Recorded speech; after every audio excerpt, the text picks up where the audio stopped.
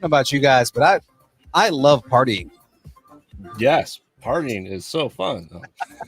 Oh man, I just looked up at the chat right now. I'm like, oh my god, this is it's already going nuts. Whoever these people are on Twitch. I know, right? Well, what's up, Darren? Darren Chibi in the house. I see Saywong in there. Yeah. How's it going? Somebody yell at James. How are you not on your own show and not in the chat? Or streaming on Twitch to get AI Phil. Exactly. James, we want AI Phil. Yes. God, I'm so both intrigued and terrified by when we make affiliate in that. You have no idea what I'm gonna be typing. I'm so scared of what you're gonna type, man. Just it's gonna be so bad. All right, let's get the show started.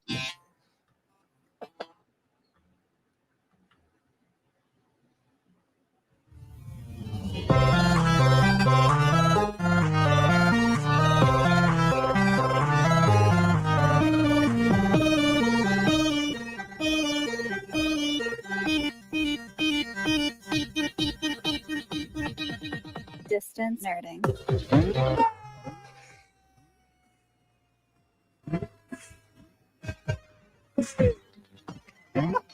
That mic does not like that. The mic does not like that. No. I tried to back up a little bit. Maybe I should start doing what I do on the game streams because it's like 8 o'clock in the morning. right? And it's like, hey, Hey there. How you doing? how's it going, everybody? Just put on my NPR voice, right? And you are now watching Distance Nerding. Yes. I'm Young Phil. No. He is Young Phil. And he is Graveyard. I was hoping you were going to try and introduce yourself. No. And we are here to nerd together, ladies and gentlemen. It is that time of the week. It's time for some Lego therapy. It's time for some building therapy. And we're gonna get this going. This is the first time in the history of this show that we're gonna be doing a dual build, and I am so excited for this because our guest is also going to be building on the stream. Awesome. Yeah. Hold on. Does that mean I should be building this? Is that the one that you won on the show? Yeah. Oh man, it's like when a host wins a prize. At the time, you weren't technically you were still an intern. So I mean, like, yes. So still an intern then. You were still Graveyard the intern. Now you're the host, the Beard. and Let's Create has a very hard question for you, young Phil. Why is the Undertaker's beard? Okay, I love that you're the Undertaker now. If you read chat, he was the persona I was creating in my backyard wrestling days. So you were trying to be the Undertaker? Yes, but I was Graveyard. I did the tombstone. I was saying, and now the Beard is the character, and you're just John Cena. Everyone's here to see the beard. We all know it. I did that specifically just so I could use that soundbite. All right, so ladies and gentlemen, let's get into the beginnings of all of this. Let's talk about keeping the lights on and talking about how we continue to do this, because ladies and gentlemen, this entire channel, everything we do here is brought to you by a small little company. Not really small, but just every good podcaster uses it, because ladies and gentlemen, we're brought to you by Poddex. Yes, ladies and gentlemen, that is right, Poddex. Poddex is a unique interview question and episode starting prompt in the palm of your hand. So whether you are a new podcaster or an existing broadcaster looking to grow your audience or get more engagement and level up with Poddex.com. Now, guys, all you got to do is head over to poddex.com, use that code nerding10, get 10% off your order. As you can see on screen, Graveyard also uses Poddex with an upcoming amazing horror themed interview show that he's got going on. 6 days away. So excited for this, man. Yeah.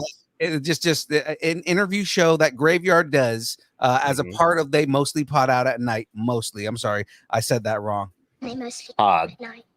Mostly. There we go. Yes. As a part of that show, ladies and gentlemen, Conversations in the Void is happening. Yes. I'm so excited. We have October and November booked already for every week. Man, so excited. Have you announced who episode 1 is going to be? I'll announce it here first. As you know, I'm creating the title card. Terry Bolo, from famous background actor from Pee-wee's Big Adventure and the horror side of, Carrie.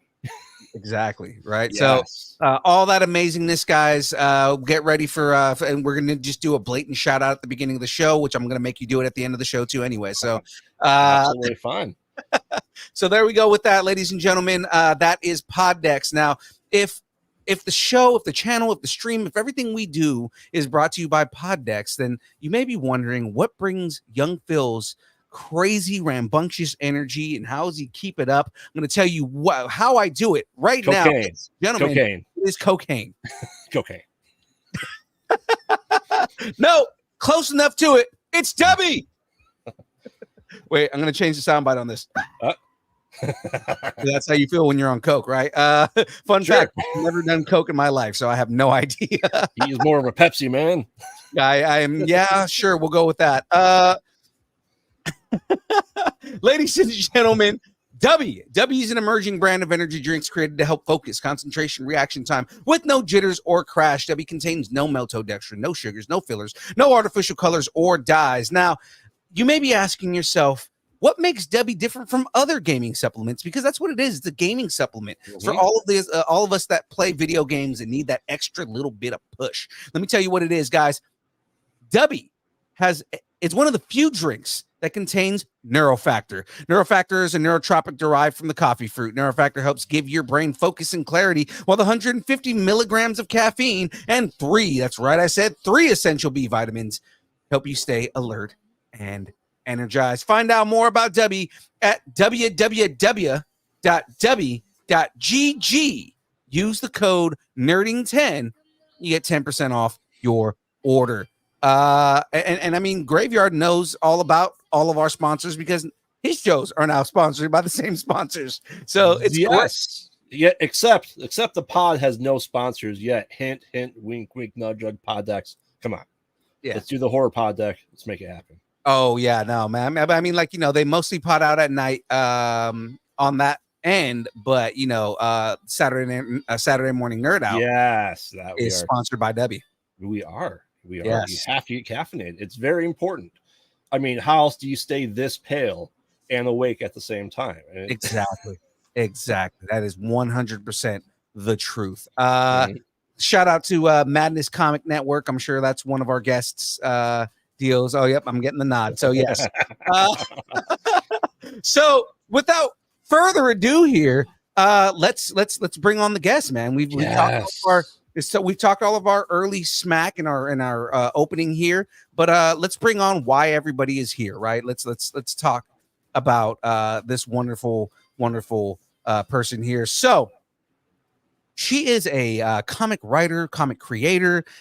She is, apparently she makes films. She is a very creative person. As far as what we've been able to see, we have had a chance to read the books, and I can say, writing is amazing, right? Yes. And we're gonna come through. And Laurie, just so you know, you are able to say what you like on this show, so do not hold back. But as Kevin Smith says, if you're familiar with Kevin Smith, I'm about to suck her dick pretty hard right now. So I mean, just the writing is great, right? And I mean, there's no way not to credit her the way that we're going to. So, ladies and gentlemen, without just enough cocksucking right now, let's bring on the guest. Everybody, put your hands, your flippers, your fins, your dead, detached hands together for Laurie Calcarerra. Yay! That's the best intro I've gotten in a long time. That's awesome. Good. We are here to not only nerd together, but make you seem 1,000 times more amazing than you already are. Why, thank you. How's it going? I'm here. I'll pay you $20 later. Oh man, yeah. Wait, you guys are getting paid? Wait, there's money involved. Hold on. I was gonna say that's more than we agreed on, so I'm happy. Mainly because we agreed on absolutely nothing. So there we go. Laurie, how goes it? It's going, man. Kicking butt and taking names. It's been busy. I've been nonstop podcasting. I've been at LCS's doing some Comic Cons this weekend. Been baking cookies today for the con. Ooh, so I write horror comics and I bake fancy cookies. I mean, they go hand in hand. Don't they? I mean, it's comics and cookies for a reason. Right. I see what you did there. They go hand in hand. If you got an extra hand like that detached hand you were talking about, put the hand in the hand and the cookie in the hand. Right. Yeah. Right. Darren, I hate to put it out there for you because he just told me to watch my language, my teenage. Okay. Darren, I hate to put it to you this way. He may not speak like that around you, but he's heard worse. I guarantee it. Definitely said worse. He's probably said worse. not around Uncle Darren. I mean, Darren, if you want to hear some of our greatest stuff, talk about Superman Unbound episode. For anyone Oh, Superman's dildo. All right. Okay, then. Superman's butt plug. Kryptonite. We went to his kryptonite butt plug. So bad. It gets bad because some of these conversations we cannot we cannot control. And like I said, we try to be the place where you're able to speak your mind the way you want to. And sometimes we get guests that are like, oh man, I have all this pent up shit that I've been wanting to say. I have to get these jokes out, right? And do these. Like, I just watched an interview with somebody who was on our show recently on another show, and where they had to behave. That's the thing, is that you see him immediately at first, like he just drops a shit, and he goes, well, I mean, this is a family friendly show, and you just see the immediate kind of like he just goes down, and you just see him like, oh, okay. The wall goes up. All right. Like we made it a point a long time ago that we allow our guests to express themselves the way that they want to, the way that they just so that way, because we get the best stories out of that. Oh heck yeah. Yeah. Absolutely. The show's roped for sure. So yeah, let's get right into it. I'm gonna go ahead and switch my camera. I gotta ask you, because you're doing a build. What are you building right now? The bonsai tree. Bonsai tree. I was looking for the orchid. I can't find it, but this one was readily available, and I had a hard time. They freaking like sealed the box. You have to like bust the box open in order to get it out. I was mad. So that's what I was doing when Graveyard was like, "Hey, lady," I was like, "I'm looking for my knife right now. Hold on." That's the orchid right there. You can see it right here. Actually, we have that one too somewhere. I don't know where it went. Right there, so you guys can see when Jackie made it, and it's on my wheel OW. Actually, so I don't own the bonsai yet, but I'm lining up a specific guest, and if I get them on the show, because he agreed a long time ago to come on, but then circumstances happened, we never rescheduled. Right. So I am reaching back out to him now to try and see if we can reschedule. And if he does agree to come on the show, let's just say he is a person who was Karate Kid. He was in Karate Kid, but also is a somewhat main character on Cobra Kai. Yeah.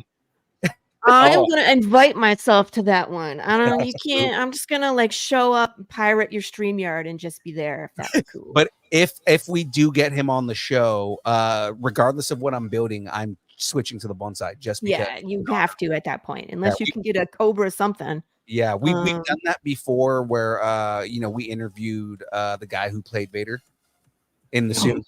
One of the guys that was in the suit. Yeah. And the actual actor in the suit, not the voice. I wish James Earl Jones, but I mean, like, right? I built the Vader head, so it was great. Cool. I try to do that whenever we have guests that have Lego that is actually something that is a part of their, deal. Yes, so I would. Yeah. If we got anybody from Back to the Future, I would break down the DeLorean and rebuild it just because, something like that. Exactly. You have to. Right? Yeah, that would be awesome. Exactly. So if we got him on the show, I'm definitely going to be building the bonsai. So with that, I was thinking Ryan Reynolds was reaching back out to you. if you look at our social media, the amount of times that I tag Ryan Reynolds and say, like, how do I get you on the show? What do you do? He's like, F off, man. I'd even want that. If he told me to fuck off. If he just responded, that would be great. If he responded, that would just become he would realize how much he needs to be my friend. There you go. If you just looked, just take a minute and look, Ryan Reynolds. We're telling you. Right. We're only 1 degree of separation from Ryan Reynolds anyways, because how? A good friend of ours who's actually guested on the show a few times. He works in the film industry. Oh, I know what you're talking about. Yeah. Yeah. Okay. He works in the film industry.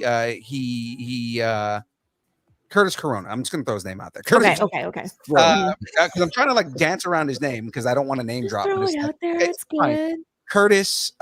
He's a good friend of ours. He's been on the show a few times.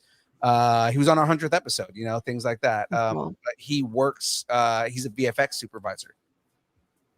in the industry, and he has been the VFX supervisor on multiple Ryan Reynolds films. So really, yeah, 1 degree of separation. Yeah, he's told us stories about like like specifically when they were making what was the Christmas movie they just did? Him and Will Ferrell. Scrooge. No, it wasn't Scrooge. No, him and Will Ferrell. Will Ferrell. Yeah, but it was Scrooge. It was a Scrooge remake, but it was it was. I didn't see that one. Yeah, the two of the it was on Apple TV Plus. I didn't see it. Yeah, that's funny. I'm sure it was hilarious. It's really good. But he was also like he was the VFX supervisor. Spirited. That's what it is, which was also in theaters. Yes. But Spirited, he was the VFX supervisor on Free Guy. Okay, that's awesome. He was the supervisor. He did 2 seasons of Stranger Things. So I mean, like he's been in kinds of like different stuff, right?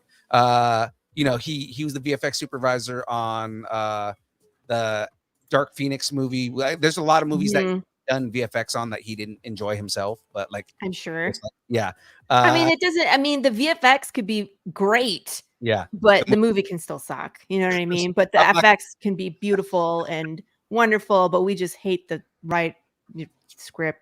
I'm not going to say which movies because exactly. Yeah, I'm not going to say which movies because it's going to ruin us in the future. But I mean, like there are certain movies. I don't want to screw up his career because of the things. We're not going to be like he hates all of you, and then he gets fired.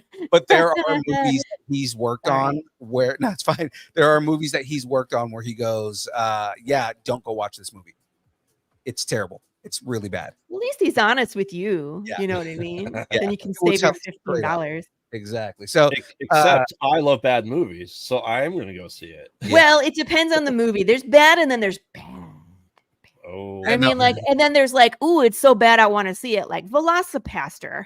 Amazing bad movie, right? Yeah. One of Graveyard's favorite movies. Yeah, Velocipaster, one of the best out there. Graveyard when that movie came out, Graveyard was like, you have to go watch this. I'm telling you right now. It's so effing funny. It really is. It's so funny. But I mean, so he was telling us how often Ryan Reynolds is very involved in his movies. So how often Ryan would call him directly and ask him how things were going and stuff like that. And it's funny the way he talks about Ryan is definitely like somebody who's a friend with him, right? Mm-hmm. Like, no, Ryan's annoying. He said this on the show. He's like, Ryan's annoying as shit. I hate when he calls me. I mean, you can care a little too much at times. Like, I'm trying to work here, dude. Oh, no, but I mean, like, we talked to him and he was like, no, I mean, that's just because that's the type of attitude that they have together. Right. So that's Ryan's sense of humor in general. So he just like continues the joke on. It's great. I love like that whole thing. And I'm just like, I want to ask Curtis, like, can you ask him to do me a favor and just like come on the show? Yeah, like he said, if we put Ryan in a room and asked him to come on our show, he would. Okay. Yeah. I was like, hey, well, can you put Ryan in a fucking room and put him on my show? We know where he is. I'll go right now. Yeah. Because he said Ryan will do anything as long as you just ask him to do it.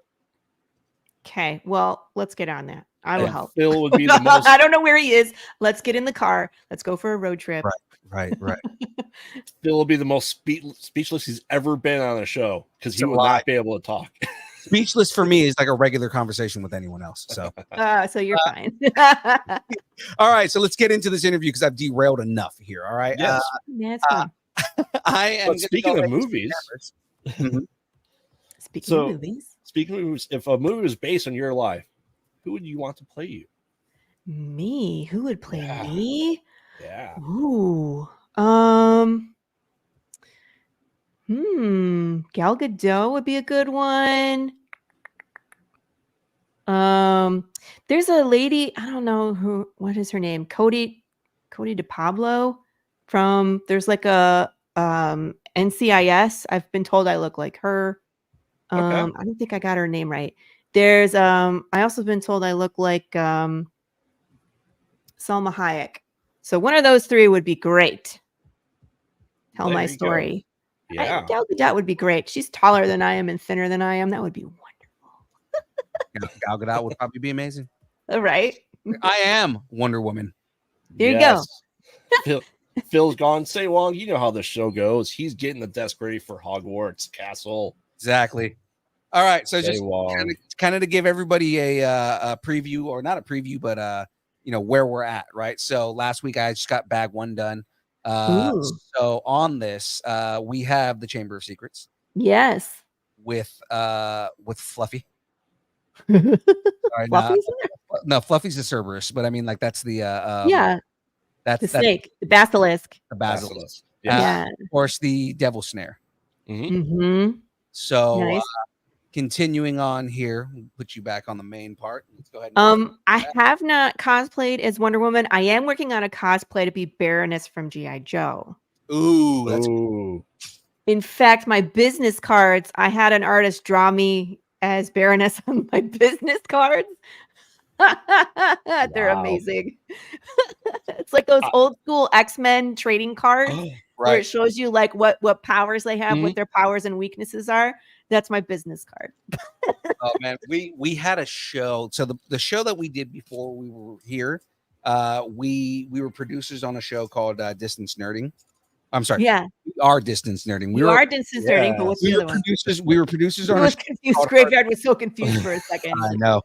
We were producers on a show called Hardly Heroes. And on Hardly Heroes, one of the last bits that we wrote on that show was literally that we would pull out a random X-Men card and explain the characters. That's awesome. And then compare characters, right? So at the time, they had just announced that Kang the Conqueror was going to be was being casted. So we were like, okay, so who would win in a fight based on the X-Men cards, Thanos or Kang the Conqueror? Well, I was like, based on the cards, Kang gets his ass kicked. But Does he really? yeah, but like because he is like he's pretty much garbage on the card, right? Like based on his stats. But if you compare him as far as like cunning, and you compare him to Thanos in ways where, like, can he outthink Thanos? 100% can. Okay, yeah. I was like, I'm pretty sure he could. Yeah. And it'd be an even fight. It would be interesting. Like, That would be fun too. Did you poll the people like who would win in a fight? Yeah. Let them duke it out. Oh, we do that on our Instagram. Cool. So I haven't done one in a while because I'm waiting on new graphics for it. But we were doing this thing every other day called Superhero Super Showdown, and I would take 2 random characters that matched up stat wise and asked fans, who would win in the fight. So we've done things like That's fun. That's fun. Yeah, and then people get to debate in the comments. See what I mean? A little bit. So it's like in between those 3 actresses, one of them could play me, and that would be great. I would want Dan Fogler to play me. Oh, yeah, we can make it happen. Friend of the show, Dan Fogler. Yes. Either him or Bert. I want the machine. Yes, he's bigger than me, but I want Bert? him. Yeah, Bert Kreischer. Bert Kreischer. Yes. Or better yet, Phil will know who my ultimate dream would be. Oh yeah, absolutely. He can play you because he can play anybody. Bruce Campbell. Oh yeah, man.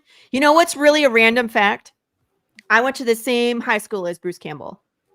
Really? Obviously, he's older than I am, so we weren't there at the same time. However, we both went to North Farmington High School in Farmington Hills, Michigan. Nice. Mm-hmm. It's longtime listeners of our channel know that my son was born on Bruce Campbell's birthday, and his name is Ash William. That's awesome. Did you like the new Resident Evil? The Resident Evil Rise? Did you like the new one? Evil Dead Rise? Yes. Evil Dead Rise. Not Resident Evil, my brain. I think I was the second person to figure out who Bruce Campbell played in the movie. Because someone got to see the premiere. I saw it the next night, and there's like, I'll give someone $50 they can find me in the movie. And I listened to it, watched the movie, and instantly knew when it was him. Where was he? He was in the one of the voices on the record that was being played by. Oh, okay, all right. Okay. Oh, what an that was such a great movie. I love horror. I laugh through the grisly parts. I was just laughing my ass off in that movie. There was so much good violent, campy horror. Yes. But I mean, when there's kids involved, it's extra creepy. It was great. It was great. Oh yeah. Yeah, high school. I went to the same high school as Bruce Campbell, but he's older than I am.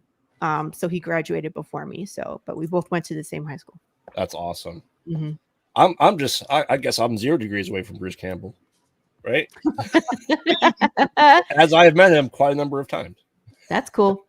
I bet you he's a cool guy to meet. He seems pretty down to earth. Oh yeah, I got my Phil's wish from Ryan Reynolds. I got the get the fuck away from me from Bruce Campbell. Yes.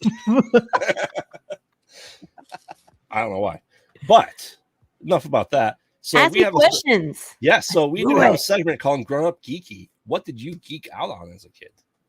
Oh, so many things. I grew up watching Westerns with my dad, sci-fi, any kind of Star Wars, Star Trek. I was always the one trying to watch horror, and my family was all looking at me like I'm crazy. For example, we would go on vacation every year. We go on a 2-week vacation, and we would be in a camper. We'd go to a bunch of places, and you know how you visit the welcome center, and there's have a bunch of brochures about things to do in the area. And I was always looking for the haunted depot, the haunted this, the haunted that, the haunted this. And I would make that. We all got to pick one, and my parents would always let us pick whatever we wanted. And I was always pick the haunted house, and my family would hate me by the time we got through it. Every year I would make them do this. So that was me. Oh man, a woman after Graveyard's Heart. Right. And I mean, like same thing, like Halloween was always been my favorite. And oh yeah, they're like, tell us about your actual work. Well, let's see. I started reading comics when I was actually a young adult. I was in college, and Image was already a thing. So reading like Walking Dead, East of West, Saga, Black Science, a lot of Image. I read some Marvel and DC, more DC, like Batman, The Killing Joke, like those kind of runs. That's yeah. Don't you love this background? A lot of people have this piano, trust me. Yeah, Star Trek. My dad was a Trekkie, and I mean, like we watched all the movies. We watched, the William Shatner run. We watched. Of course, my favorite was New Generation, because that's kind of like when I was paying attention. I think we got to like Deep Space Nine and some of the other ones, but I think at that point I was watching more other things. And then found anime, I think in college, stuff like that. So that, I mean, all of that you will see influence Path of the Pale Rider, because it is a Western apocalypse. We have zombies. So I tell people, like, if you like Book of Eli, spaghetti westerns, The Walking Dead, and Cocaine Bear. Yes. Cocaine. We're gonna get to it, but we had this conversation earlier today. We did. You will like Path of the Pale Rider. And I wrote this. I just want to remind people, I wrote this script in 2018. I was working for a production company in 2017. I was managing a fight team, and we were choreographing fight scenes for like short films and music videos for this production company. We would train their talent. We would do the stunts and fall down. And my job was to basically find the right person to do that. So if they're looking for more jujitsu, more Muay Thai, they wanted weapons. What do you want? Do you want guns? And then I would find the person that was available to train their people. And then I wrote a short film called Catfishing, which is on my YouTube. There is no plot. It's just 7 minutes of kicking ass and taking names. I do a wall run in a stairwell. There's gun disarm. We have a knife fight, and I run someone over with a car. It's a good time. But again, I'm not an actress, so keep that in mind when you watch it. So yeah. You've seen Cocaine? Yes, of course I've seen Cocaine Bear. It's so funny. You do stunt work though, right? Like essentially is what you're doing is action acting. Yes. And then wrote more for this production company. They had this idea for this big YouTube channel where they were going to bring a bunch of writers, and we were going to do like our own independent thing with like short films and short, form entertainment. So I wrote this series called The Agency, which is martial arts and spy espionage with a really big twist. We filmed the pilot, but right around the same time we were going to do reshoots. My family relocated to Texas from Michigan. So kind of stopped because I lost the team. I lost the production company. They were like, you can fly in. And I was like, yeah, that sounds like that's going to be expensive, guys. So it just didn't go anywhere. But in the meantime, between that, I had the idea for Path of the Pale Rider, and I was actually writing it under the name of Dead West. So it was a full-length movie script. Didn't know what to do with it. Was being told to pitch it to Netflix. I never really pulled the trigger on that for a lot of reasons. One, they get like 800 scripts a day. Two, you'd have to hire a literary agent in order to even put the script in front of them. Three, they'd probably be like, oh, good job, little girl. Here's your $5,000. We're going to make millions off of it after we rewrite your entire script and change the name so no one even knows it's your thing anymore. I uses the WGA just made changes to that. So I'm a UP. Well, I'm not from the UP, but I'm from like, let's see. It goes this way. So I'm like from, let's see, over here. So you're right, a little bit southeast of Grand Rapids. Let's see. It's hard to do it on the camera. So like here's Detroit, yes, right? Yeah, and so then slightly this way would be Northville, and like right up here is Grand Rapids and Flint, and Yep. Grand Rapids is awesome, by the way. I love Grand Rapids. Oh, yes. It's a great place. So I don't know where I left off. Anyway, the script. My husband and I, of course, were reading comics at the time, but I was like, it's a movie, it's a thing, it's a production. And he was like, it's a comic book. And I was like, you are right, sir. And the light bulb went on. And I was like, what do we do to make it a comic book? And we started researching and looking for an artist. And I found a couple artists to be a part of it back in 2020, right before the pandemic hit. And then everything blew up. These poor guys, both of them ended up with COVID, one after the other. Like one had it's just terrible things happened. Like his roof collapsed and there was a shooting in his building and he had to move. And then the other one got COVID and then a tree fell on his house. And I was like, we are cursed. What the? Wow. Right. So ultimately both of them ended up leaving the project, and I took a year off because I was like, I have spent, I don't know, $800 at that point on art that I couldn't use. And I was like, I don't know if I want to continue. So I thought about it for a long time. It is tough. I didn't have any major injuries. There was a couple nights where I had to fall down a lot. And I feel like I had a mild concussion. Felt like I got run over by a car because the stunt was where he was picking me up by my throat and then slamming me into the ground. And of course we had padding, but after like the 14th or 15th take, it still hurts. And we filmed until 3 a.m. and then I got up to go to work at 7. So it was a long day, but that's it. I mean, like I haven't really had too much. I haven't been, nothing, you know what I mean? No major injuries, no broken bones. I never got to the point of doing falls. I was mostly doing fights, which I'm good at. So I never got hurt. I was hurting them. That's, their fault for not ducking fast enough. January 2020, I met Marco DeFillo, who is the head of art department, if you would call him that. He does the pencils and inks and all the A covers, very much the look of what you see in Path of the Pale Rider. Okay. And we decided we would Kickstarter funds. I was, what do you call it? Blissfully naive about what we were doing and how much money we needed to raise on Kickstarter. Typically first Kickstarters, you see $500 to $1,000 as their goal. Right. I put our goal at $4,550. And we killed it on our first campaign. Nice. I think we ended up at 107%, and we had I had 107 backers. We were like 112%. And then issue number 2, we had 100 backers and we were like 105%. We were within $100 of the previous campaign. Issue number 3, we kickstarted the beginning of this year. It was in March, and we ended up at 138% at 118 backers. So we're growing. And then here we are on issue number 4. We are at currently $5,222. I think that's roughly 112%. And 78 backers, and we have 17 days to go. So What's Wow. up, John? You changed your cowboy to a bear.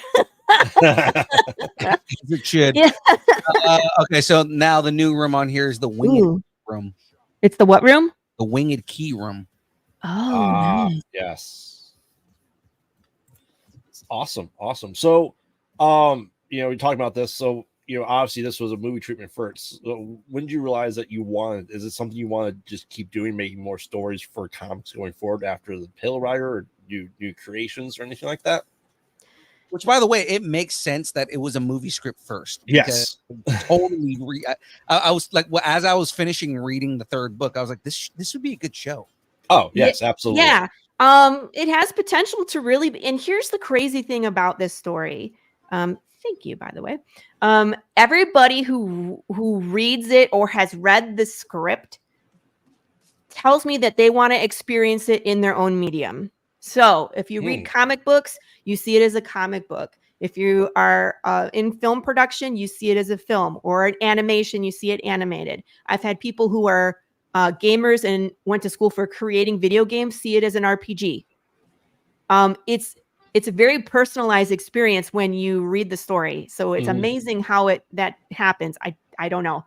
That's how I knew I tapped into something creative, because everybody internalizes the story. Right. I do want to do more, but we are going to be doing Path of the Pale Rider for a while. The first full-length movie, right, is 12 issues. Oh, wow.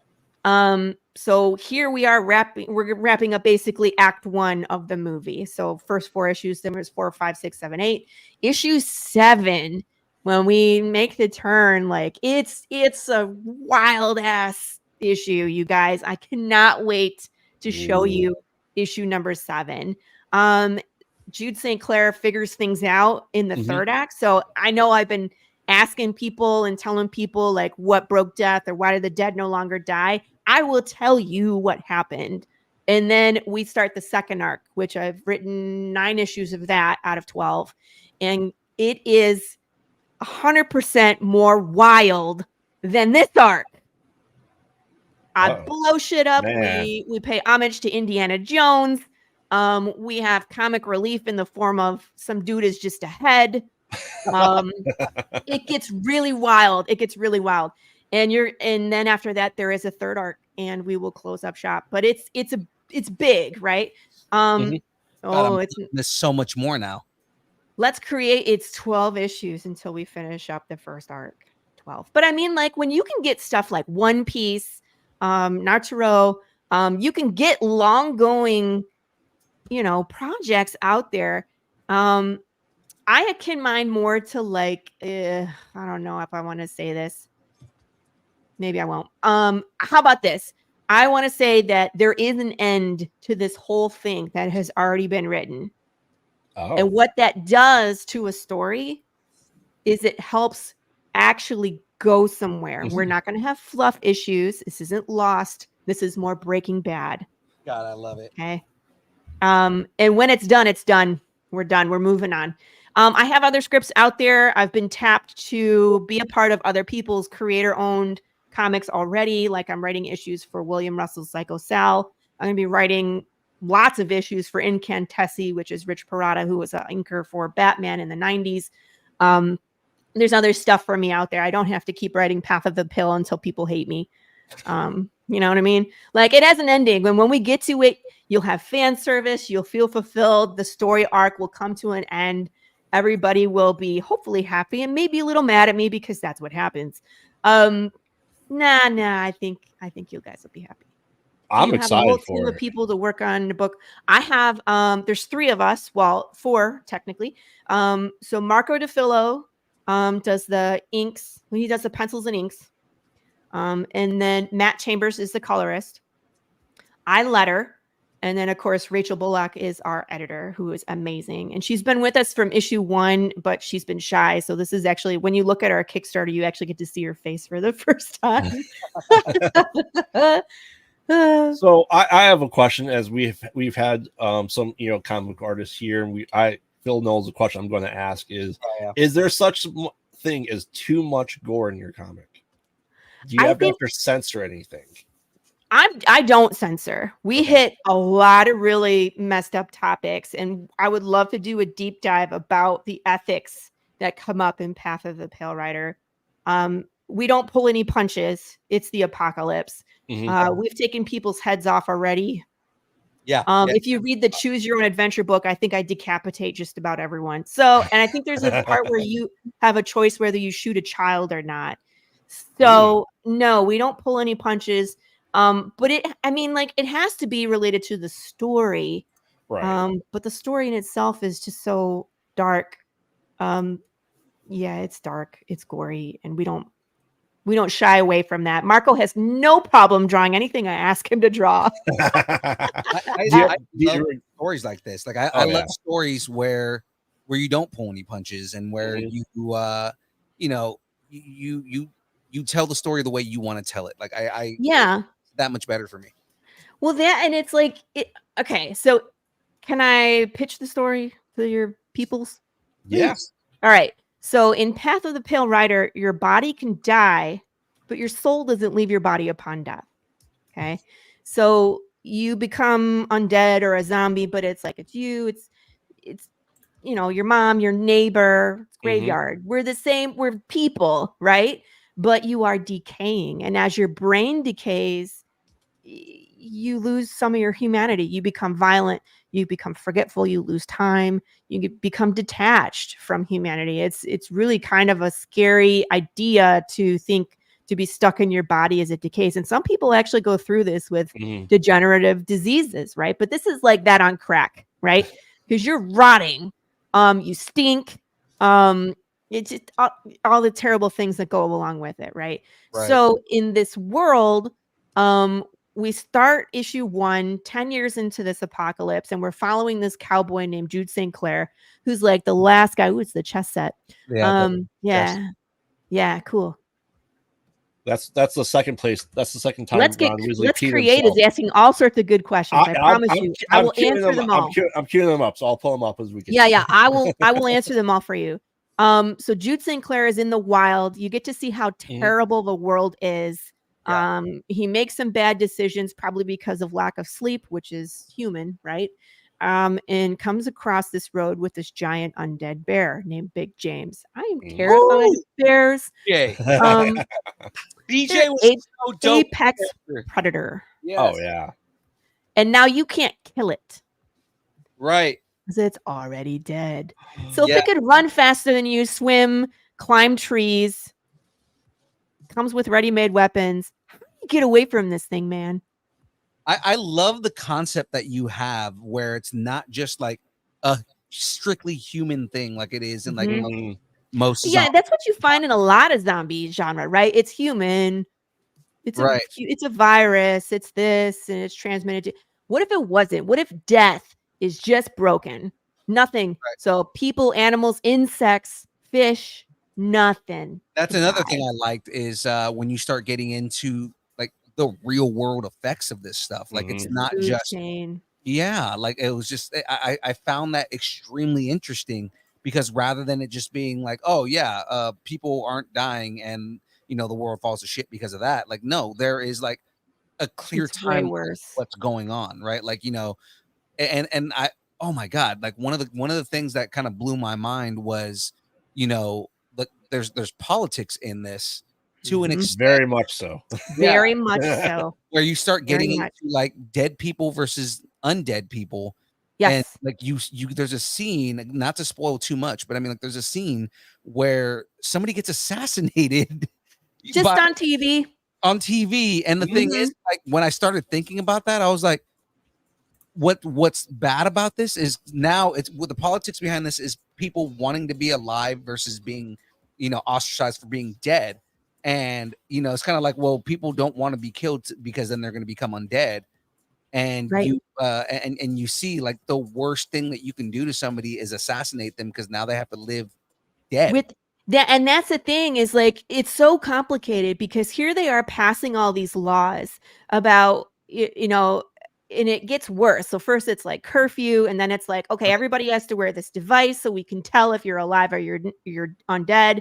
And then it becomes the moment that your heart stops, we're gonna come get you. because it is now illegal for undead people to be in a living community. But they didn't stop to think like, oh, that's going to be me someday.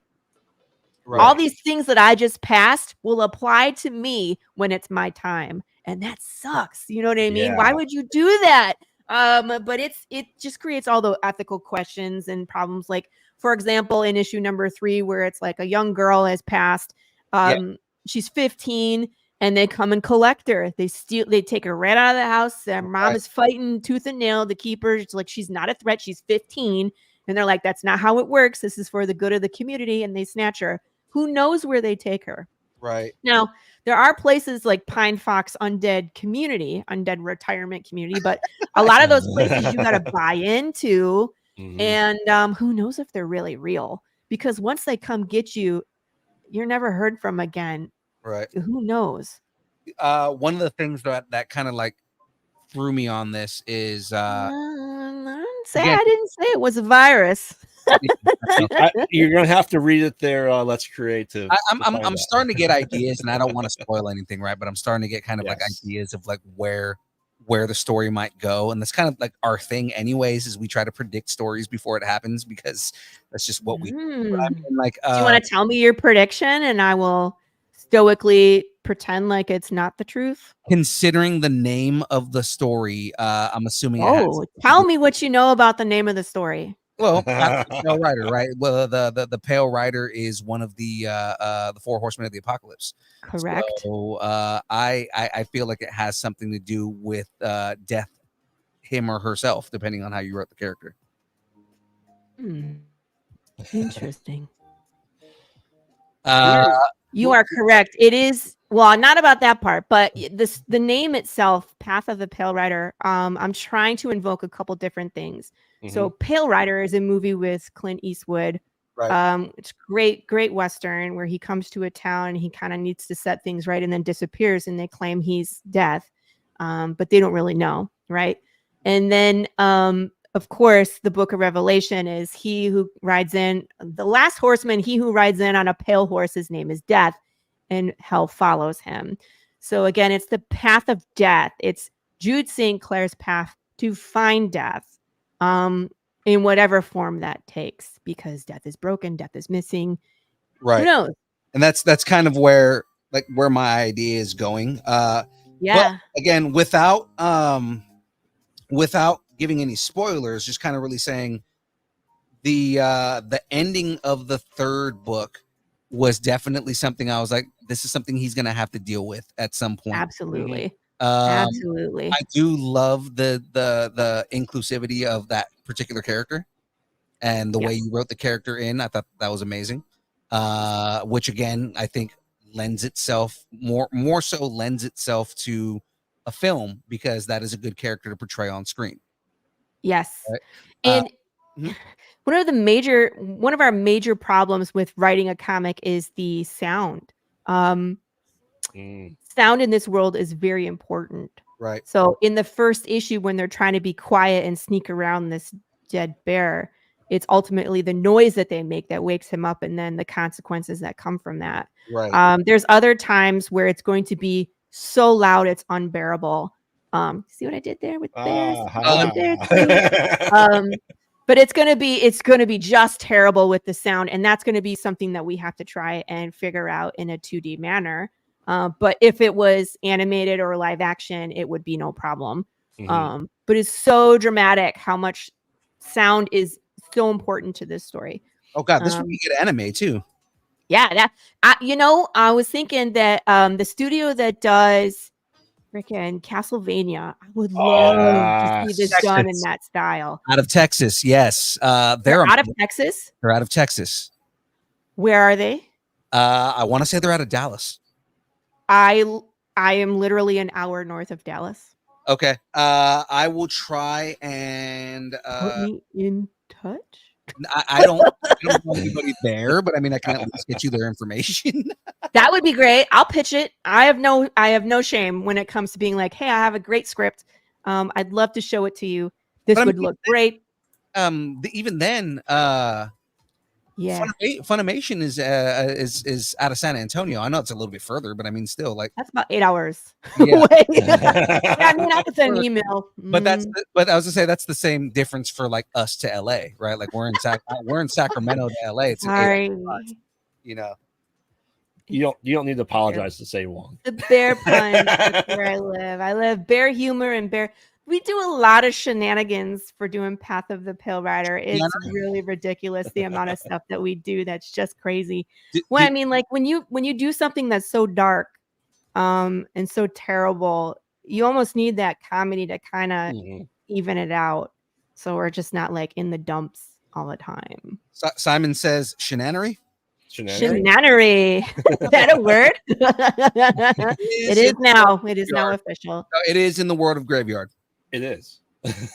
Oh, shenanery. I like shenanery. Shenanery is one of his words. It's one of my beardisms. Beardisms. Love it. Oh man. So the books are R-rated. There is mostly it's violence. There are cursing. There's a little bit of cursing. It's not that bad. Have some nudity later, but not yet. Not yet. Awesome. Yeah. Kind Let's of, Stray is just different. all over this. Let me clear up some kind of questions. but different. You know what I mean? It's where do you get the inspiration for this story of your book? It was basically like, what would happen if death broke? What would that look like? And I'm sorry, I'm looking. Sorry, I know. So that's the Mirror of Erised. Oh, okay, yeah. I was like, what is it? I love barely a thing. You're in it now. You can't. Yeah. So but what I basically did with this story is I did all the world building first before my hero character had to figure anything out. What did the world look like that he was walking through? It was like, what would they eat? What would the politics look like? How would the fall happen? Where is he geographically? And how is that different from other places in the United States? What would different colonies of people, how would they treat the undead? Would some of them be sympathizers? Would some of them, just a warning to kids who may be picking up your books. And I do. Usually when I'm at a con, people will ask me and I'll just be like, well, there's gore in it. And they're swearing, and then I let the parents decide. Rooster Teeth is in Austin. All right. Yeah, Rooster Teeth is in Austin. Yes. Hey, Eric. Okay. Eric's here. Nice to see you, Eric. Hold on, Eric. Eric, got it. I got you, bro. Hold on. Uh-oh. What do you got? Oh, what's going on? L.A. Night. Yeah. There you go. Anytime he comes in the room, I have to play that. Oh, there you go. Play the thing. Yeah, he plays the thing. You think he'd have like a longer USB cable to reach the table he's at, but no. He used to run over there. He does. He does run, and we sometimes hear him trip getting to the sound. The good thing is, so it has slightly moved. It is now right behind my laptop, so I mean, I don't have to go as far, but I still have to go around. So let me ask you guys this. What would you do food-wise? Would you eat the meat that still moves? Just curious. Like if we were in that world? Yeah. Does that count as dry aging? Dry wriggling? I don't know. I mean, if it's dead, then therefore rigor mortis may be kicking in. So it may be already a 42-day-old steak by the time you get to moving. It. Would you cook it and eat it? I mean, sure.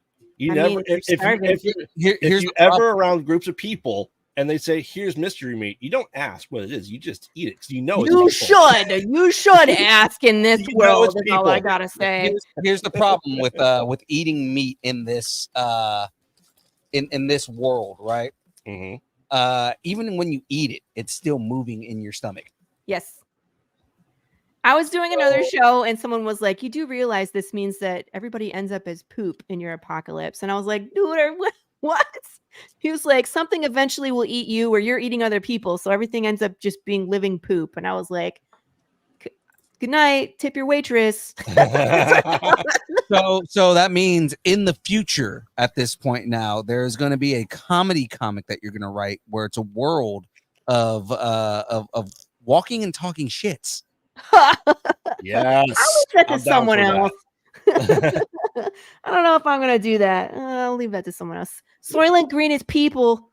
Greatest people. No, but that's probably what people would try to do is become vegan. But again, pesticides don't work no more. Yep. So you can't kill these bugs, and they're eating the crops because they don't know to stop. So all Eat the around there's a bugs. Eat the bugs. famine.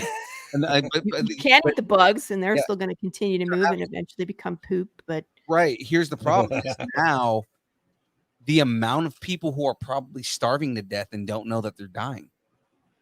starving. Well, I mean, it's still death is the same. So you could go out by cancer, you can go out by getting hit by a car.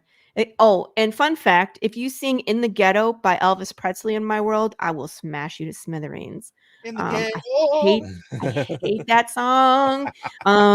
Yeah. song So Prince in the book though. did you see it? And then I smashed him with a freaking 16-wheeler. I was like, dead.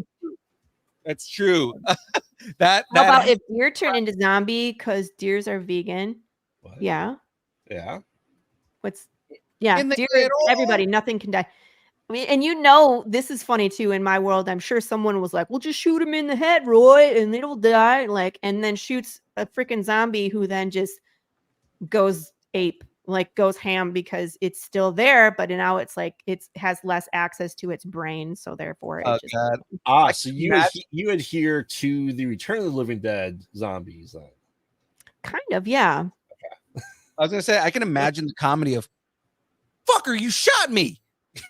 Oh, absolutely. Pretty much. And did you guys like the bear scene in issue number 3? Yes. Yes, absolutely did. Fun fact about that was a drawing tier from that campaign. And lo and behold, who backed that? But my father-in-law. So that head in the last panel, It's your my father-in-law. totally took his head off. I warned him. That I warned him. that was actually one of the few scenes where I was like, okay, not that it took me out of it, but was more like it was more comedic than the rest of it. So I was like, oh God. It was like, shoot him, Mark. All right, Larry. And they shoot him, and then of course the just pisses him off. All right. Yeah. As it would, right? Right.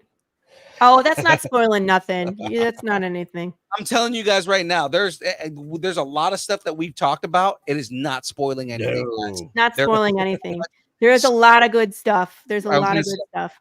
So And, much content in this book. Like, guys, you have to go and check it out. You got to go buy it. You got to go back Yes. Do you, so do you good.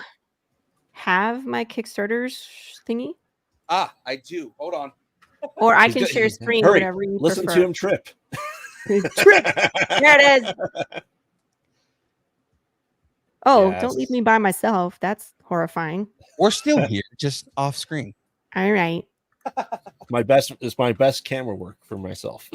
Do you want to watch the craziest welcome video? Yes. Yeah. Always. Hold on. Let's make that the big part. All right. Let me turn the music down. Yeah, it's kind of loud. Don't go deaf, Graveyard. Oh, I won't go deaf. I have 3 kids. Yeah. Okay. Just so you know, I'm playing it. I'm sorry. You did the thing. We really have no idea. Hey. 2 months later. Hi, everyone. I'm Laurie Calcarerra. I am the writer-creator of the all-new Western apocalypse comic book series, Path of the Pale Rider. What's this? Shenanigans. Really? Apparently, I'm going to be joined by recently deceased news reporter Ellie Brock from WDED Channel 30. Oh, I called that out too. I love that. You did. Why? There she is. Hello, Ellie. How are you? I'm dead. How do you think I feel? But I'm sorry. Moving on. In Path of the Pale Rider, your body can die, but your soul or your energy doesn't leave your body upon death. Your brain rots in your skull, leaving you confused, forgetful, totally, violent, not yet, or detached, whatever. Whatever. Not yet. People, animals, insects, we're all stuck here together. There is no death, only decay. Did you tell them about Big James? Yeah, I didn't get that far. Big James is a giant undead bear. Can I finish? I would like... Oh, he is terrifying. Leave your eye alone. So in issue 1, we follow Jude St. Clair 10 years into the apocalypse. He meets Big James. Consequences! Issue 2, Jude St. Clair goes to the town of Santa Claus looking for information, and he picks a fight and consequences. Please stop doing that. Please stop doing that. Issue 3, we jump all the way back in time to the beginning, the day that Death went missing. And consequences. Yeah. I mean, I guess you can say that. It's just that I can't really show you too much of issue number 4 without spoilers because we're still dealing with what happened at the end of the last issue. What? You killed Jude? Only I didn't say that. I can't believe you killed him off. That's your main character. This is how rumors get started. It's not. You could hear my dog go by. What's wrong with you? It feels weird. Stop touching it. It's going to fall out. That would be funny. No, that would be disgusting. Oh, it's going to happen. Our art team on issue number 4 is our very own Mark Lucafillo on pencils and inks, and of course Matt Chambers, who joined us on colors in the last issue. Ellie, do you want to tell people who the variant artists are? Lacey Kruger and Lulu Russell, Lauren Gibson, and me. No, you didn't make a cover. No, the last cover is a sketch cover so that people can get their own original Big James from their favorite artist. I just wanted to feel... Oh, dear God! Path of the Pale Rider is a fan interactive experience where there's a riddle on the back of every cover, and there are short films that enrich the story where you can interact with the world. You can find us just about everywhere. We're on Facebook, Instagram, X, TikTok, Threads, and all of our videos, our short films are on YouTube. If you want to participate in the shenanigans. I'm just going to keep going here. New to the campaign are trucker hats. There's an updated surprise reward, and the new Funko Pop will be Callie St. Clair, which is, of course, Jude St. Clair's mom. Don't forget, we are building a poker deck in the stretch goals, so we're going to continue. We unlocked the King of Hearts last campaign, and I'm hoping that we could unlock like 2 or 3 cards this time. And if you're new to Path of the Pale Rider, don't worry. I always have a catch-up tier looking for the catch-up bottle. And that's where you can get caught up on everything that we've done so far. I think that's it. Thank you in advance for your support. Thank you for supporting Indie. And Ellie, any last words you want to say? Chicken nuggets. I quit. So There you go. Nice. So We have a blooper reel. I love the choice in smooth jazz in the back. It's supposed to be like an informative, like, interaction with the viewer. Like, hi, I'm Laurie Calcarerra. I'm the writer creator. Huh? What? I don't know. Like here, this is only a minute 27. News reporter Ellie Brock from WDED Channel 13. Are you okay? I'm okay. Did she really fall? Yeah, I did. I don't have anything for this. No one prepared me for this. That's a hot mess. Someone get her out. Someone come to Ellie. Please. I'm in two places. Oh, Yeah, it's me, dude. oh, That was a good one. down here somewhere. I'll find it. I got it. Found it. Take a go back in. Whose idea was this? Bubbles! Back to you. Sugar. Sassafras. Country music. Peas and carrots. Caramel corn. Maple syrup. Back to you. Someone come get Ellie. Thank you.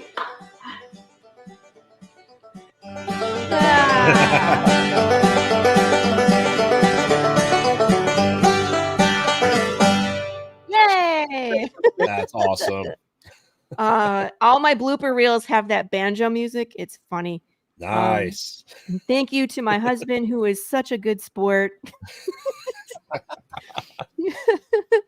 who always is there to run me over with the car and pull me out of scene. And I think he's pushed me off a punch. I think he's punched me a few times because I asked him to. Yeah, all that good stuff. He's like, "You want another take of that?" I'm like, "I'm good." He's just like letting out all of his frustration. He's like, "We could run you over with the car again." I'm like, "Thank you." Thank you. I filmed all of that and edited it by myself. The green screen, I learned some things that could have been a little better. So next time I do one of those, it will be a little more polished, which is that's the reason why we do that kind of stuff, right? Right. So we can learn things and then continue to grow. Yeah. Thank you. Oh, so good. Yes. That's why I was like, it's the craziest welcome video you're gonna see on Kickstarter. Gotta start with a bang. Because we always spend so much time on those welcome videos and people watch them for like 3 seconds and then click off. So I was like, what can I do? You know what I mean? So that I grab people's attention. I think I did it. I don't know. Yeah, absolutely. I think so. So when we do have a publisher. Go ahead. I was gonna say, so now when we decide to do a Kickstarter, we know what to do. Yeah, run yourself over with a car. Oh, I will. Make sure you Times. film it. I mean, Let's start a trend. All the Kickstarter videos is some kind of self-harm. Sorry, don't do it for real. You have to know the movie magic way to do it so you don't die. Wait. So you just don't actually get hit by a car? I've been doing it wrong this entire time. Doing it wrong the whole time, Brickyard. Damn it. I mean, when I was a backyard wrestler back when I was a teenager, yeah, we actually hit each other with the cars. So Liability. There's a safer way to do it. Yeah. I Yeah. guess. But I'm not sharing my trade secret. So No. For a Safe moment. also eats that. thought it was a comedy. But I mean, like the undead are so unpredictable. That's what it would look like to sit there with one of them where they're just like, they're out of their mind or they're losing body parts or they forget where they are and they're just like chicken nuggets, you know? So you can't call in off of work saying that you're dead because you're still alive. I don't so you still have to know. work. I think in the beginning they were going to work and that probably caused all sorts of problems. Yeah, this is issue number 4 that's up for the Kickstarter right now. So issues 1, 2, and 3 are published. They are out. They are printed. I have copies of all sorts of goodies and variants, which I will have with me at Cowtown Comic-Con this weekend. Come get one. And then when this one finishes up, we will produce issue number 4, and then we're going to do a trade paperback. I'm excited. Ooh, of all just the first 4? Yeah, we're going to do 4, 4, and 4. Kind of like awesome. Act 1, Act 2, Act 3 out of a movie. So, yeah. I have a lot of different variant artists. I like to switch them up, and I like to do something a little different on all of them so that it's hard because it's hard to choose because they're all so good and they all have stuff that's like pertinent to the issue. We'll get there. So this is this is Marco's main cover. So as you can see what's coming, it's just gobs of zombies. Jude St. Clair is on top of this wall. They're grabbing for him. This is Jude's house in the background, which is dissolving. And this mob, a little fun fact, are wearing these armbands, these red armbands. And these were actually worn by us in the first short film. And I have these patches that say dead outside, still human inside. Yeah. You want to see the variants? Here we go. Variant covers. So this is the Lacey Kruger cover. It's like beautiful and haunting. And it's about the death of the normal and then the birth of the new, whether it's good or bad. And then, of course, we have a disc, which is our heart monitor, the mandatory heart monitor that people wear. Red is dead, green is alive. And there's it's chock full of symbols in the background. And of course, here's Ellie's eyeball at the bottom. It really wasn't. Lacey and I put this together. The eyeball is meant to be there to watch you and judge you about what decisions you make in this world. And then I did Ellie with her eye popping out because I thought it'd be funny. So it just kind of goes together. Right. This is Laurie cover. We've heard a lot of people tell us it looks like a Goosebumps cover. It's reminiscent of that. But it's tongue-in-cheek humor, but also dark. It's like the undead still trying to continue. Yeah, this one we've been told Peach Momoko style, which we can totally see. Peach Momoko. This one, we were talking about like how the undead just try to continue on with their life, right? Yeah. And so here they are having a barbecue, and this poor girl can't even eat this damn hot dog. I don't know why they're eating. But the dad's wearing an apron that says, "Hi, hungry, I'm dad." You know what I mean? Like funny. But yet in the background is that collector van. So this isn't going to end well for the two of them. So there's lots of different layers to this one. This one always gets a reaction, right? Yeah. It does. And then we have our very much Western cover. This is by William Russell. Someone told me he looks like Josh Brolin, and I kind of see it. He kind of does have a Josh Brolin look to him. Yes. I think it's the nose. The shape of it and the nose and the shape of the face. A little bit of James Brolin in Westworld. The movie that came out in like the 70s by Michael Crichton. Okay, yeah. The one that not the HBO series, no. Correct. Correct. Yeah, Josh Brolin's dad was in the original Westworld. Yeah. That's amazing. I forgot that. But this is like a wanted poster on crack. Of course, we have our very lovable antagonist, Big James, in the background, who is a fan favorite. They want Big James everything. I have Big James Funko Pops, Big James hot sauce, Big James t-shirts, you name it. Everybody wants Big James. Big James wrestling buddy.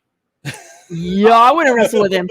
And then we have a sketch cover. I've been asked by a few artists to produce a sketch cover so they can draw their very own Big James on the front.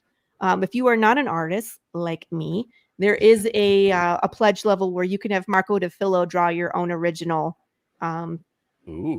Big James or a zombie or Jude St. Clair on the front if you would like. So, but these are cool because you could, if you come to Texas, you can come see us. You can see Marco at a con. You could take it to your favorite whomever artist and have them draw something on here, and that's cool too. You want a Big James Funko Pop? I need James wants my man. I need Big James meeting Deadpool. That'd be hilarious. I need Big James Arilla. Big James. If you're listening. Oh my God, Eric! If you're listening, Eric. I don't know what that is. Eric, you need to make a Big James Arilla. What's an Arilla? All right, so we're gonna do this early. Lucharillas is a company that our friend Eric Ruiz and Luis both own. So Eric is a comic book artist. Okay. He came up with this concept. We're all big, like, huge wrestling fans, right? So he has this concept of gorillas as luchadors, and cool. It's a shirt company. It is a they have bump boxes. Apparently they're coming out with tumblers pretty soon, things like that. Cool. Show you here what the Distance Nerdorilla looks like, because we did a partnership with him and he did a character for us. Boom. That is the Distance Nerdorilla. Look, it's so awesome. Oh my God, that guy will whoop your ass. Yeah. So 6'7" inches. I'm sorry, 650 pounds. Yeah. Okay. I'm not getting in the ring.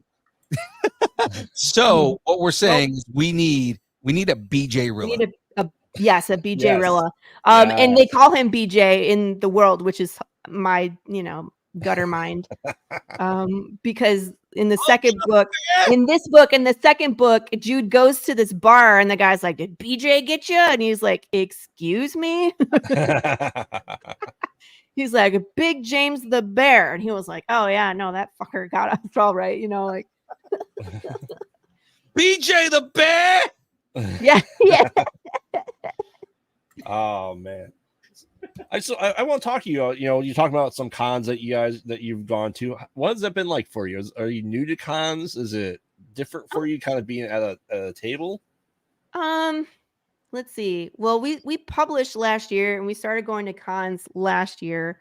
And we went just to a couple. I say we because Marco DeFillo is also close by. He's in Arlington and I'm north of Dallas. So a lot of times he'll get a table and I'm like, "Can I come along and I'll split the table with you?" And he's like, "Yeah." So we're there. Usually we're there together. I've done tables at like comic book shops by myself. I love it. I absolutely love it because I'm a big fat nerd. And I can talk about nerd stuff all day long. And then when people are like, "What's your book about?" And I'm like, "Oh my God, let me tell you," and then it's contagious. And people usually end up buying comics, which is great. But so we're still kind of newer. I do mostly local cons right now because again, I'm still trying to build up my inventory. This will be book number 4. It's hard to make back a table of, $400 when you only have one issue and you're selling them for what, $10 a pop? That's a lot of books you got to sell, Right. So, but when you have 4 books and you have merch and I have, all sorts of stuff on the table now. I'll have hats and I'll have koozies and I have bookmarks and I have a bunch of keychains and I got Path of the Pale Sauce. It's a lot easier to make a sale of something so that someone can come and support you as opposed to all I got is this one book. So I have to do this for her. But ladies and gentlemen, she has merch, people. I do. Now, I don't sell the Funko Pops at tables or on my website. They're too expensive because they're custom made. They're not like actual Funko. They're custom Funko. So if you guys want these Funko Pops, you got to get them through the Kickstarter. It's the only time I order them because they're expensive. So that is me. Oh, look at you. And inside the chat, you've been seeing James Navarro. Boom. Yeah. Right there. Cool. Hey, James made an appearance on the show on Thursdays. All right, James. Thursday show for once. I gotta hold on. I'm actually in my kids' room, so please don't judge the kids' room. But here is the big James. Ooh. Trying to get it without the glare. Hold on 1 second, guys. There we go.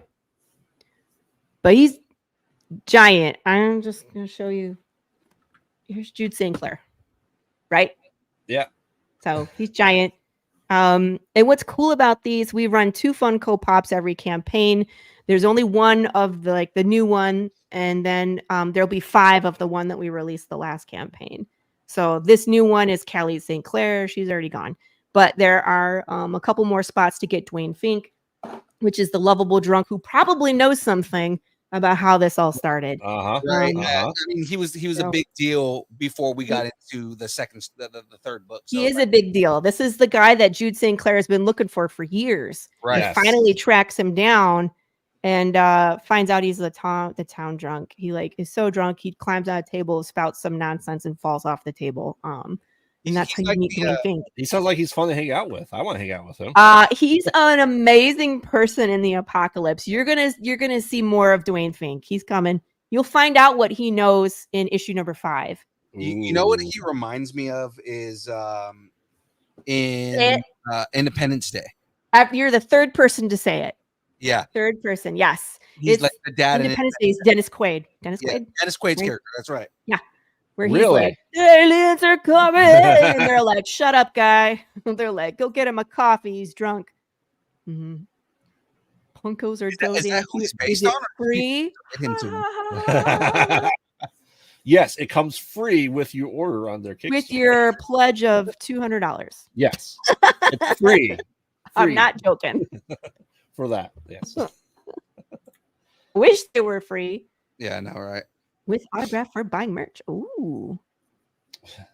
I don't know. Apparently, Are you guys willing to throw in some free Funkos?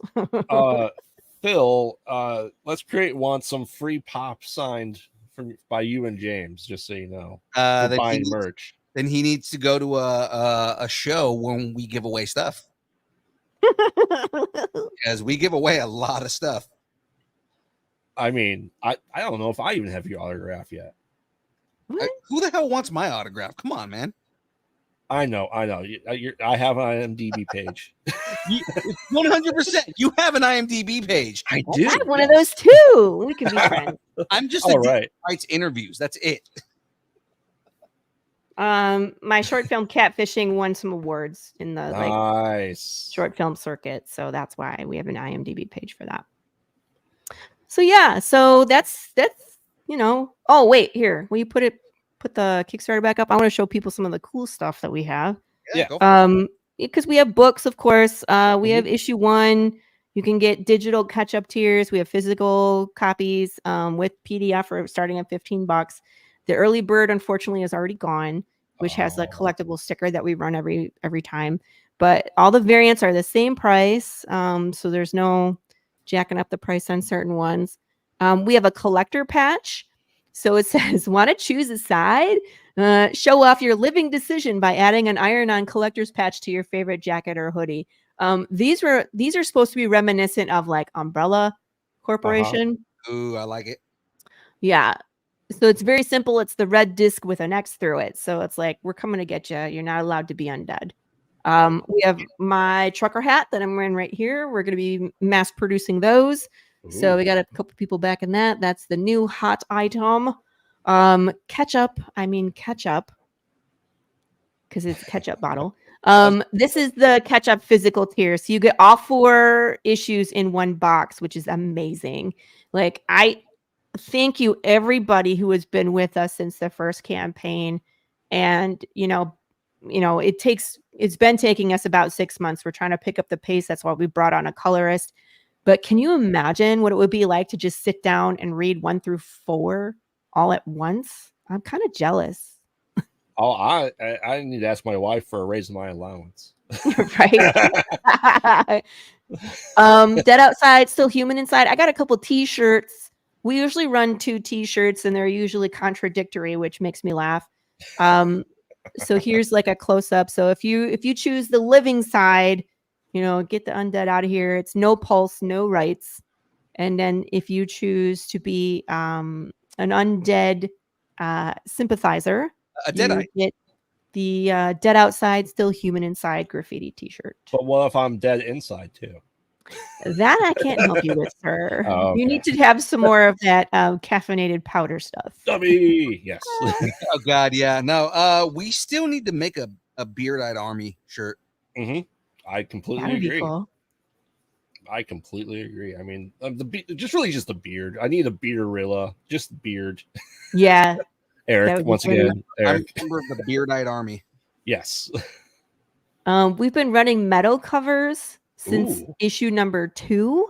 So if you are collecting the metal covers, I have all of them available as add-ons if you're coming in now, but you can get the metal cover at $75. This is a price drop. They were $100 last 2 campaigns. We also have a chance, what's up, sir, to add on a metal cover for issue number 1, which was not available when we ran the campaign for number 1 because I didn't know they were a thing. But once we're done with the metal, what do I say this? Once we're done with issue number 4, we're wrapping up on the metal covers, and we're issue 5. I think we're going to start doing wooden covers. So 5, 6, 7, 8, we'll have that as a set of wooden covers. As long as my printer doesn't kill me. He loves me. Super secret. I do these every campaign. They are always something different. They are handcrafted by yours truly, and they are a little bit warped.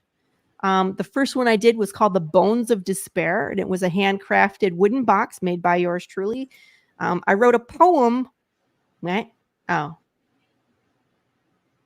Oh, Yeah, Forrest is another host on our show. He's been out for pain for a while, but he's getting back this week. sorry about your AC, man. AC troubles are the worst. He's We had some AC troubles. He's Florida man, so AC problems are. Oh, he's Florida man. Yeah, AC problems are a thing down there. We're in Texas, and they happen here all the time too. So the Bones of Despair was this wooden box with a poem about how when death is missing, decay sits on the throne, and that when you put a seashell to your ear, you can hear the ocean. But what if you put a bottle of bones to your ear? Would you hear the voices of the damned? So, and then when you open the box, it was indeed a glass bottle full of ashes and bones. So what did you make the ashes out of? Are they actual people ashes? They were not people ashes. I can't send human remains in the mail for real people. It was wood ash, and I made the bones out of clay, but they look really real. So people got it and were like, "What the hell, Laurie?" And I was like, "It's cool. It's copacetic. I promise. I am Florida man. You're the guy that robbed a McDonald's through the drive-thru with an alligator." Yes. I just want to know. Yeah, he just carries an alligator with him everywhere he goes. We've already said The swamp puppy, as they like to be called. Swamp puppies. No, they are not swamp puppies. So this super secret, what do I want to say here? It's really cool. Handcrafted by myself. It's less expensive than the other ones have been because I don't have to buy so many components. There's no moving parts, but it's awesome. So I have a couple backers on that. People have to trust me when they get these because you never know what you're going to get from me. I have a couple of retail rewards. There's this one at $100 where you get a bunch of books. I'll send you pitch postcards. So you don't have to sell my book. I have postcards that I'll do it for you. It has some art. It has my elevator pitch and a QR code on the back that takes them to a sample of Path of the Pale Rider. T-shirt you get to keep for yourself. I was gonna say I gotta ask you this. Are you in how many comic book shops are you in right now? Like, how's your distribution? 1, 2, 3, 4, 5. I'm at about 5 stores right now. 5 stores, nothing on the West Coast? Not yet. I'm working on a guy out in California, Peter. We may need to get you in touch with a couple of comic book shops that we know. Absolutely. And what's great about Kickstarter is that I can custom make a tier just for your store. So like on this tier, I threw 5 of every book and some of the variants and a t-shirt. But if you don't want that many, or you want like just 8 covers or whatever you want, I can custom make it for you, man. And we can negotiate on the price and we'll stick it up here and you can grab it and I'll ship it out to you, when 4 is done. So yeah, I like it. Go ahead. I think your book definitely needs to be in more places. Yes. I agree. Yeah. I'm sure you do, but I mean, being an outsider, I agree as well. So that's great. Yeah, I definitely feel like we should get you in touch with a couple of comic book shops that we know.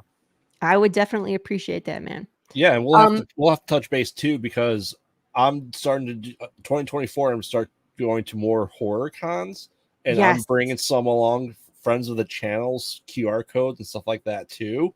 Yeah, absolutely. Me. I need to start doing more horror cons as well. I think that's on my list. I would fit in there. The book should be on the shelves in Barnes and Noble. Funny you should mention that. We're working on that too. But Barnes and Noble doesn't like floppies, but what they do want is trade paperbacks. So once you're getting ready to do a trade, right?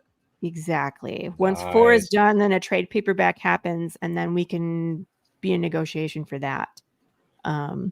It's all just time. I feel like we're right on the cusp of taking off, and at some point it will happen. It's just a matter of being at the right place at the right time. I have a great level that's called All the Covers for 125. You get every single cover, then your A cover is a metal cover, which is steel, man. And then here is the Dwayne Fink Funko Pop. Say that 3 times fast. Right. So I gotta get into asking you another question because this one's on my mind. What were some of your like kind of not influences, but kind of like how did you come up with the story for this? Like kind of what was on your mind, or what were you going through? Like what sparked the inspiration to write this story?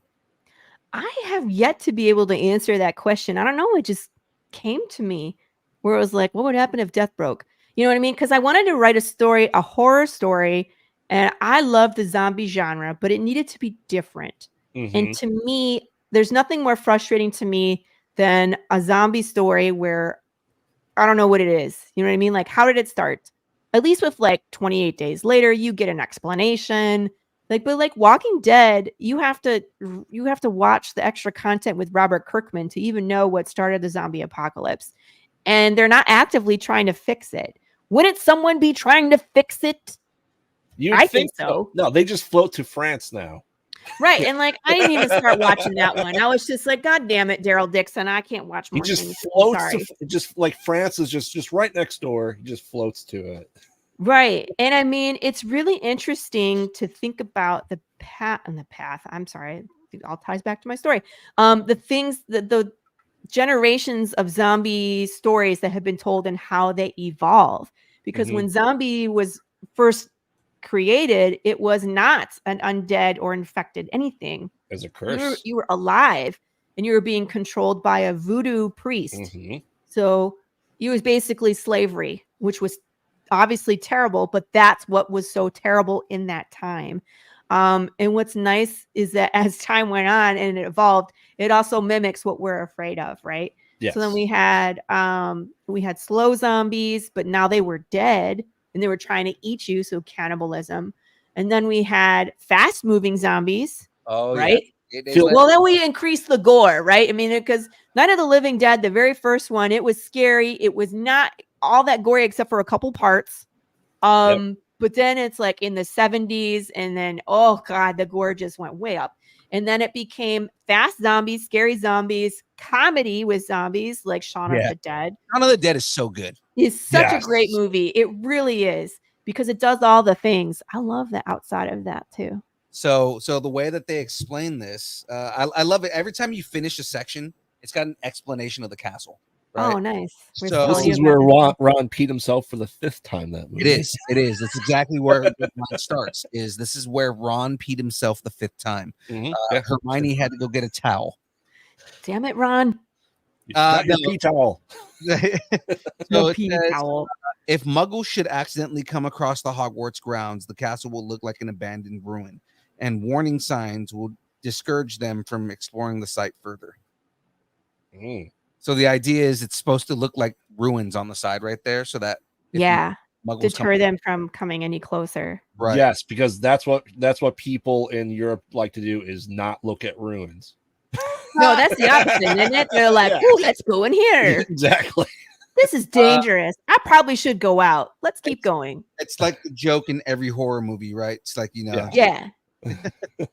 white people walk right into it and just like, oh, let's go and explore this. Yeah, like idiots, right? Yeah, like idiots. Well, I'm trying to think of a comedian who made a joke about that, and he was like, he was talking about, like, he goes, if black people were really in horror movies, if they were really there, you hear rustling in the leaves, like, nope, I'm the fuck out of here. Yeah, they would be the only ones left alive. The white people would be like, let's go explore further. Because he said, white people, what is that? Let's find out what it is.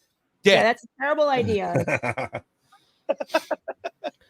So I don't want to talk about zombies, and I just want to, without spoiling things, I want to read, and I want to know the origin. You will find out. How hard was it to come up with zombies being in movies for nearly 100 years to come up with an original story for the zombie creation? It just came to me. I don't know. It's not like I was thinking real hard about it. It's so bizarre, where I was just like, this is what happened.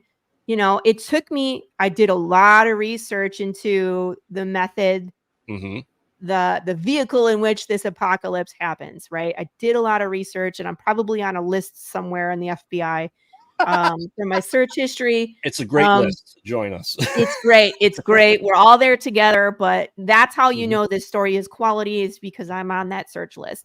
But yeah, I once I figured out which way I wanted to go, like I said, I spent a lot of time world building and making sure the mechanics worked, and then making sure my story stayed within my own rules until I was ready to break them.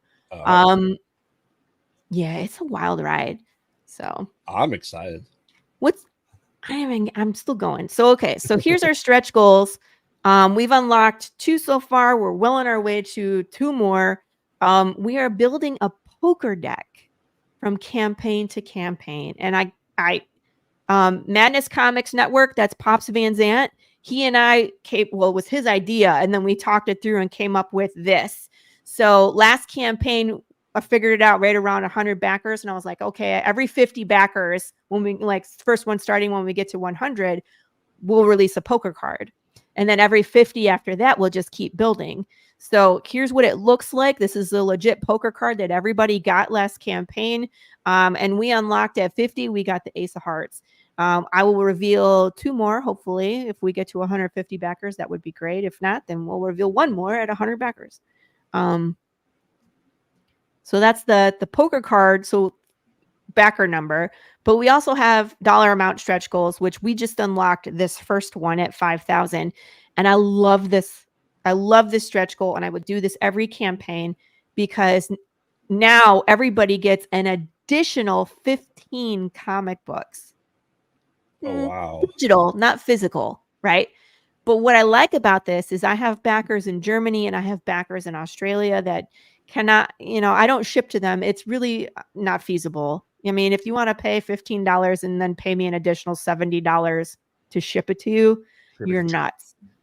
So they get the digital. And what's great about this is that since it's a PDF bundle, you get this when you're a digital backer. So you can back this campaign for $5 right here, $5, and get 16 PDF comics.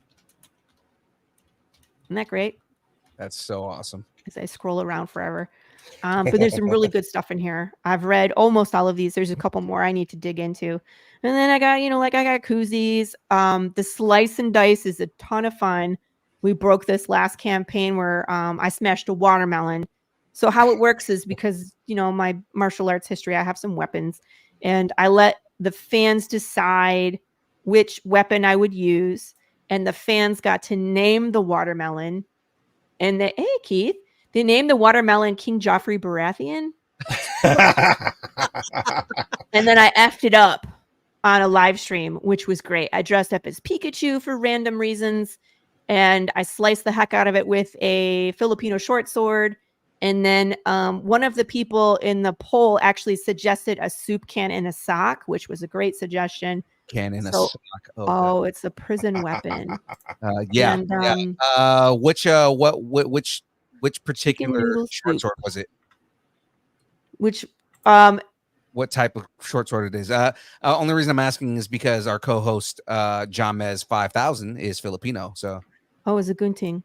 Yeah. I have a couple different ones. Yeah. And I also have this giant sledgehammer too. So I let him choose. And then yep, there we go. So being that this campaign ends in October, I was like, we'll smash a pumpkin. We need to reach out to Britney Spears. Lord, what is wrong with her? I could do a video like that too. I just don't want police showing up at my house. So yeah. So, for the first time, thank you. Yeah, so we're gonna smash a pumpkin on Halloween on my live stream. It's a Tuesday, so it's great. I have some custom made bookmarks. I'm making more of these. We're gonna laminate them and add a tassel. And yes, that is Morse code for you to solve. Scrolling. If we get to 7, we haven't done that yet, but that would be great. I'll make everybody enamel pins of Big James. This is just a sample picture of a bear. We'll make it cool in Big James. And then if we get to 75, get ready for a surprise. Something will happen. It's like, I haven't thought about it, but it'll happen. Nah, I don't know if we'll get that far. If we get that far, I'll think of something great. But until then, I'm not thinking about it. I just like this GIF. Oh, sorry, James. She got merch, people. Got merch. Don't know what. And then here's the riddles. These are great because every issue we do a new one. They're all going to be something different. And like you get to interact with Path of the Pale Rider like it's in the real world. You're either racing other riddle solvers for bragging rights, This second one, you actually get to interact with the character. When you solve this, you get something in your mailbox from a character, an interaction. And then this last one is so great. It's a QR code scavenger hunt. So you don't have to have any skill to solve this. It's not like you have to look up at Google anything or understand Morse code. This is just scan the QR codes. They're all fun stuff. It's either stuff that's influenced Path of the Pale Rider.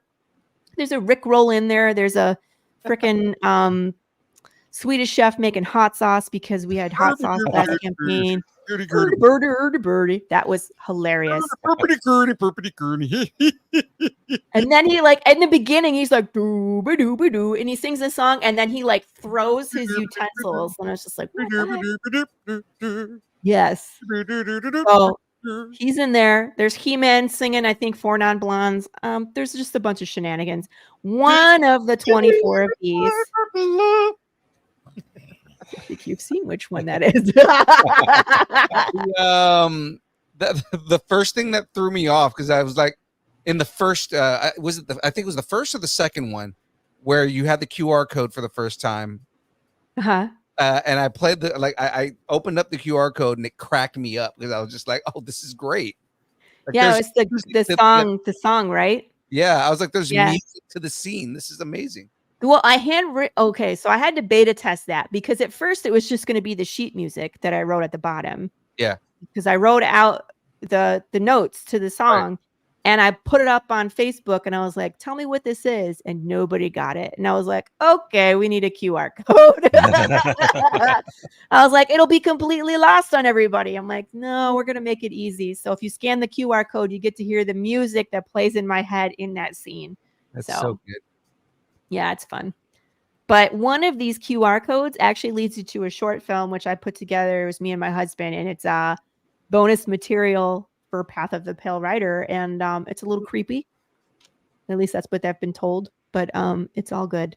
Great. Got me creepy right now. Go solve it, Graveyard. You'll have fun. This is a blast. There's zombie stuff. There's Western stuff. There's anime. There's action movies, Equilibrium, The Matrix. I mean, like, it's so much fun to just watch all these things. And then when you find the right one, it's a fun time. I think you and I like the same things, is what it sounds like. Yeah. Yeah. And then these are the short films. So I'm not going to play them all tonight. We've already been talking for forever, but you guys can go check them out. This is the one where I get run over by the car. This one is a commercial for Pine Fox. It looks like a legitimate commercial. When it comes to an inspired and privileged retirement, Pine Fox is where you want to be. Quality of life, peace of mind, harmony, it's all here. So you see what I mean? Like, it's all in my world. It's really interesting because the commercial, when you watch it the first time, you're like, oh, it's a commercial. But you don't realize you're not seeing anybody's face in the commercial until the end. And that's when you realize it's a community of undead people. Fun times. Nice. So this one is fun too. This had a lot of fan interaction. I interviewed people about what they think broke death. There's some really thoughtful answers in here. And then some people just went off the rails and was like, it's pygmies. They're doing voodoo spells. And other people are like, it's sugar or McDonald's. And other people are like, it's GMOs, it's vaccines. It's just all over the place. And it's such a great watch. So, and it's a low flying satellite that just passed Earth. It could be. Dun, dun, dun. And then this one is a jump scare. It has some gore at the end, just in picture form. But it's basically like in Path of the Pale Rider, this lady is trying to host a dinner party. People keep calling and canceling and referencing something is going on in the news, and she's too upset to care. So, and then something bad happens. There is a call to action in the film, and then after that, everybody starts dying. The fans in this one could either send in their own film or take a picture of them as a dead body, which most of them opted for that one. Ooh, I know some people that can make short films for things. Yeah, really? We should talk. We should. Out of Chicago. And then out of Chicago? Reno. Georgia. Okay. Reno, yeah, that's right. Georgia, that's right. All right. Texas. I'm sure I can get Dylan out there. All right. I'm sure he would So love. we're going to be filming the fourth one soon. I have zombified about 25 people for the end of it, and then it's going to be called A Day in the Life, which is of course ironic. Yes, that Pops Van Zant got shot in the third one. Nice. He was the first one to bite the dust. So here's some stuff about us. There's my editor Rachel, who finally let me put her picture up. Of course, our financial needs, 100% of everything that we get goes right into the project. Most of it goes towards art production. And then, the other big chunk is the print charges. Of course, Kickstarter takes a portion, credit cards take a portion. There's ship money built in there, all that stuff. Merch is up here too, because those Funko Pops are not cheap. But we do our best to make sure that even if we have money left over, it goes right back into the project. We keep going. And of course, we are committed to printing in the US. My printer is here. I ship in Gemini mailers to make sure you get your stuff and it's clean and bagged and boarded and beautiful when you get it. And you'll know it's from me because I stamp it all with my skull stamp. So you'll know. And then no AI. We don't use AI. We don't promote AI. None of our anything is ever going to be AI. I have two wonderful artists who work very hard to make Path of the Pale Rider. Yeah, as it shouldn't be. In the world of art, AI, it's not the same. Right. And it's then nice that she got the picture of my co-host on there though. That's your co-host? Yeah, his picture. Sorry. He is off screen. He'll never be seen on screen, so his picture's there. That's what he actually looks like, people. Yeah. You've seen it right here. Yeah, I do a show on the Madness Comic Network. Metal. All sorts yes. of stuff. Talk to you later. And brewskis? Brewskis, you say? Yeah, we have 40 shows on that network, and they're all a little bit different. We have stuff where I usually interview indie creators. I do launch parties. We do panels. I smash watermelons. Other people do. They have draw streams or talking about, topics with panels like how to create picking indie's brain about like how to do better, how to deal with publishers, or how do you promote your Kickstarter, stuff like that, tackling things that are important to us. Mm-hmm. Other ones are just like we play D&D. We play D&D on Fridays on the Madness, and there's another channel that does they build RC cars. So we just have a little bit of everything. At some point they want me to cook on the show. I don't know. Yeah, gaming and all sorts of stuff.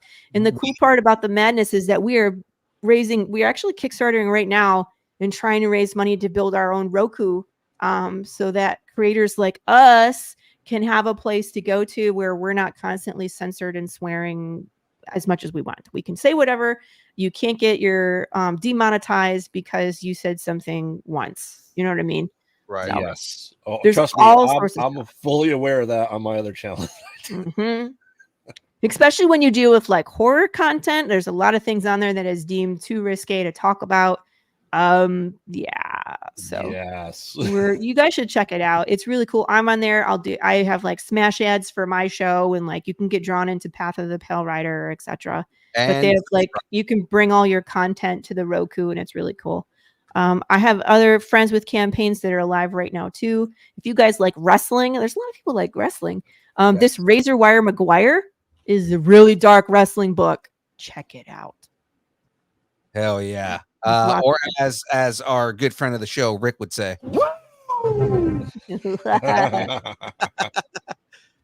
I just followed because I was like, I'm totally into everything. There's a lot of there's a lot of crossover potential with what we do on our shows with what they do on their channel. Yes.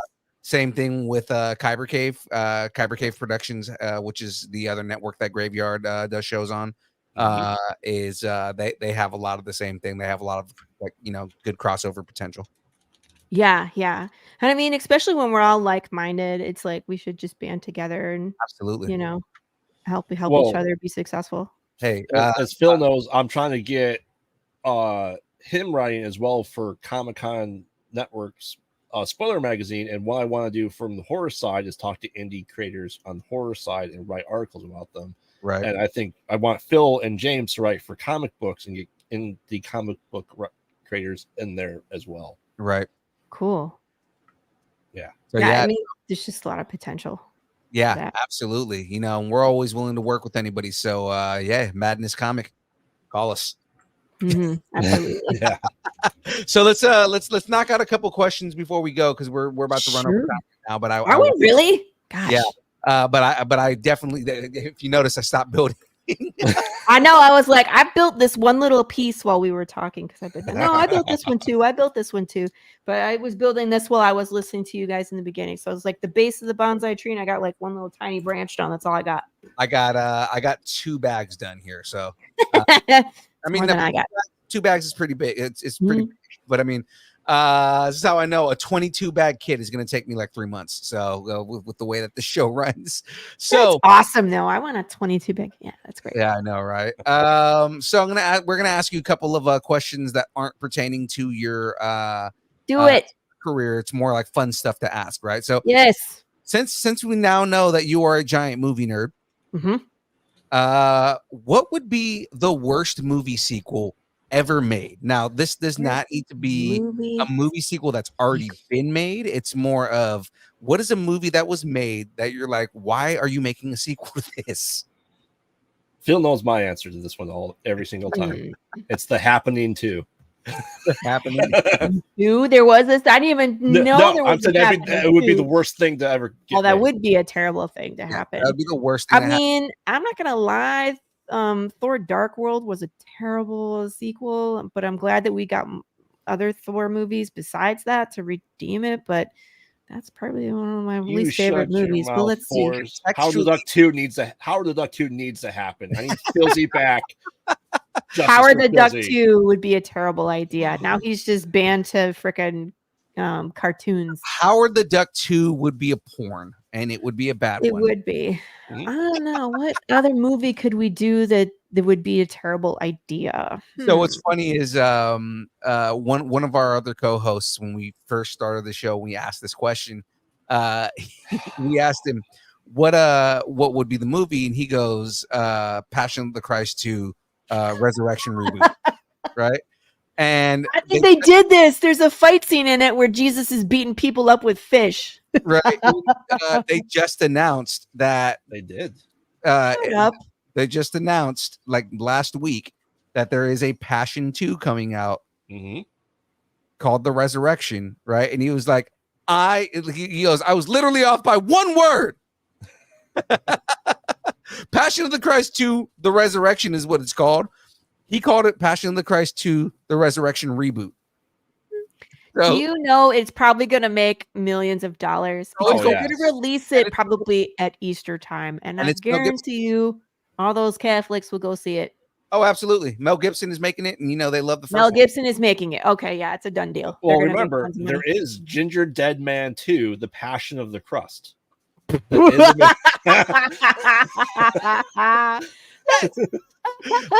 is a real movie. That needs an audience. Audience, let it happen.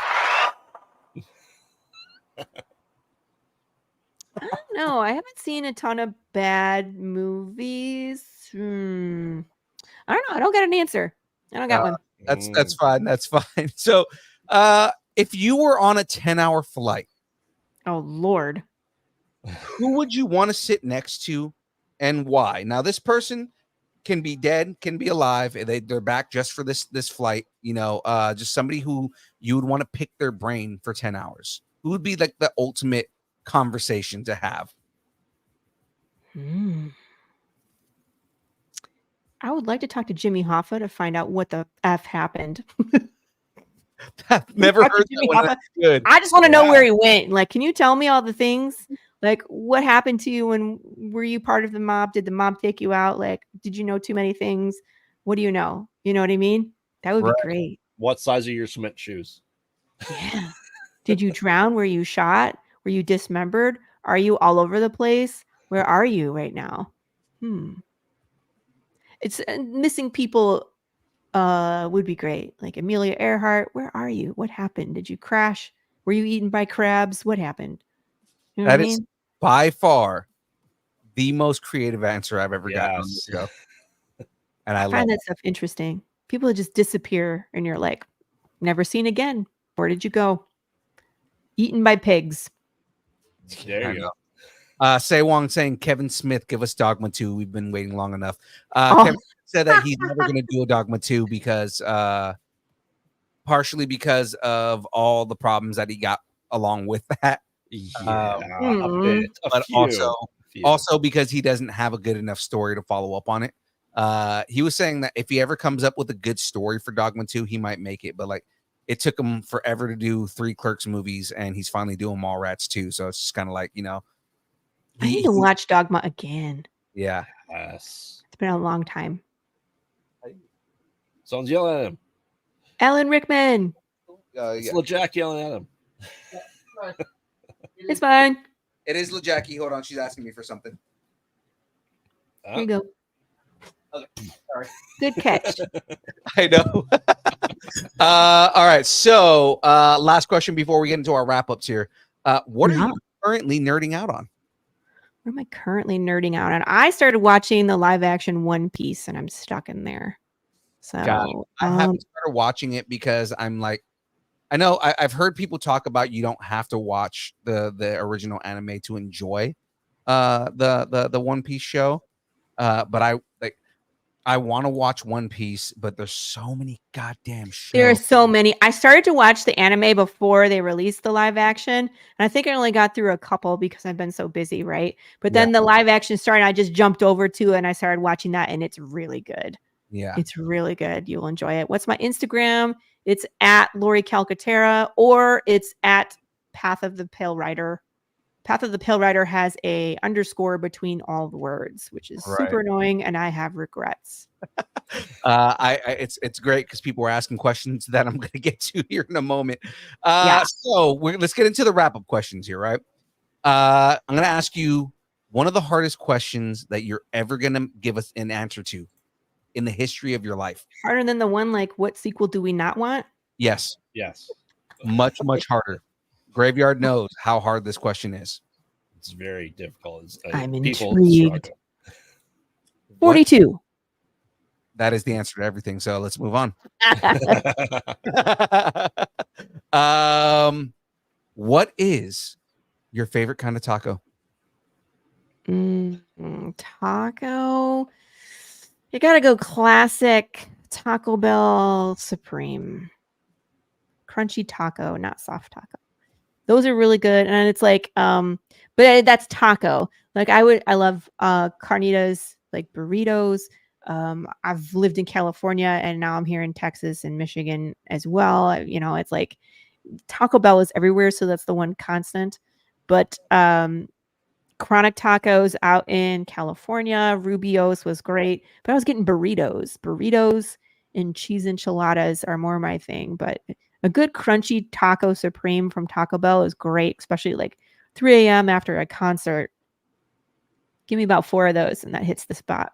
And being in Texas and California, you've experienced our food on a higher level. So it's like I like saying Wong's question. It's not a question, it's a statement. Aaron's Franklin is the best barbecue. And if you don't agree, we can fight. And I know how to stab things, so I don't recommend it. But if you can't get to Aaron Franklin's barbecue, Hard 8 is pretty good. Tender is really good. What's the other one that's out there? It's not Tender. It starts, I can't remember the name of it. There's a few out here north of Dallas that are Texas barbecue is very good. Yeah. Burritos are my favorite. Me too. Yeah, I'm a big burrito fan too. All right, let's get into the next one. What is the worst horror movie franchise? Resident Evil, hands down. I will agree with you.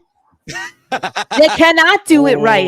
They have never done anything right. Why can't you just take one of the animated cartoons and do that live? Don't change a damn thing. Stop writing flawed characters that you think are interesting that we all hate. Jade needed to die. Stop writing a character that shouldn't have been in the movies in the first place. Right. And I mean, come on. Jade was just dislikable. Let's be honest.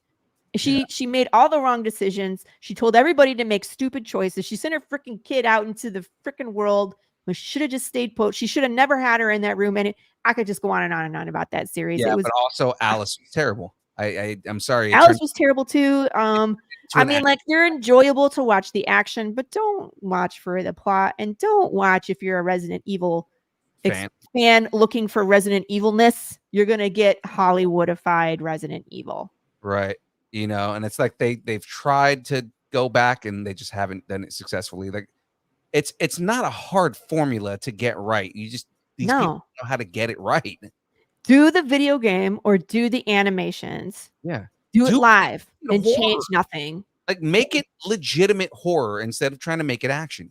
Well, I mean, in fairness, 4, 5, and 6, or 4 and 5 were action and not horror. So, but that's what I'm saying. You are correct, sir. Right. That's what I'm saying. Like, it's more horrifying to think that people actually died making those movies in the stunt team, because they did. Yes. That's the horror part. Like, people died making this bullshit. Yep. Yeah. So, get back to a serious wrap-up question here. What's some advice you might have for anybody trying to get into this industry? Join the community. Join the Madness Network. Find some place where there are people that have done the things you are trying to do. Pick their brains. Kickstarter can be a beast if you don't know what you're doing. All of it can really drain your pocketbook very fast if you make poor decisions or you don't plan enough ahead. Learn that this is a full-time job. When you run a Kickstarter, or any kind of crowdfunding for your book, you have to promote the crap out of it, because people won't come back you if they don't know you exist. So it's up to you to make that happen. So learn from people that have done it, learn their tips. You're going to get so many bits of advice. Some of them are contradictory, but make sure that you figure out what works best for you. And then don't be afraid to make some waves. Go out and do your thing, and don't quit. Just if you need to go slow, go slow. You don't have to turn out a book every month. You can turn it out at your pace. And as long as it's quality and as long as you communicate with your audience, they will come back. That was the key part of that, is communicating with your audience, not them being like, oh, they abandoned it. Like, I haven't abandoned it. There's so many things that can go wrong. Right. But, as long as you are determined and you have a plan B, which I learned the hard way, have a plan B, and you get the product out and it's a good product, people will come back. There we go. All right. Here's another brain racking hard brains. Who would win in a fight? BJ the Bear or an entire pack of undead dogs from Resident Evil? Big James the Bear. Of course. He is way bigger than them. He will just crush them. He will smash their head like this, like a jelly. Gone. He will rip them in half. He will bite them in two. They're dead.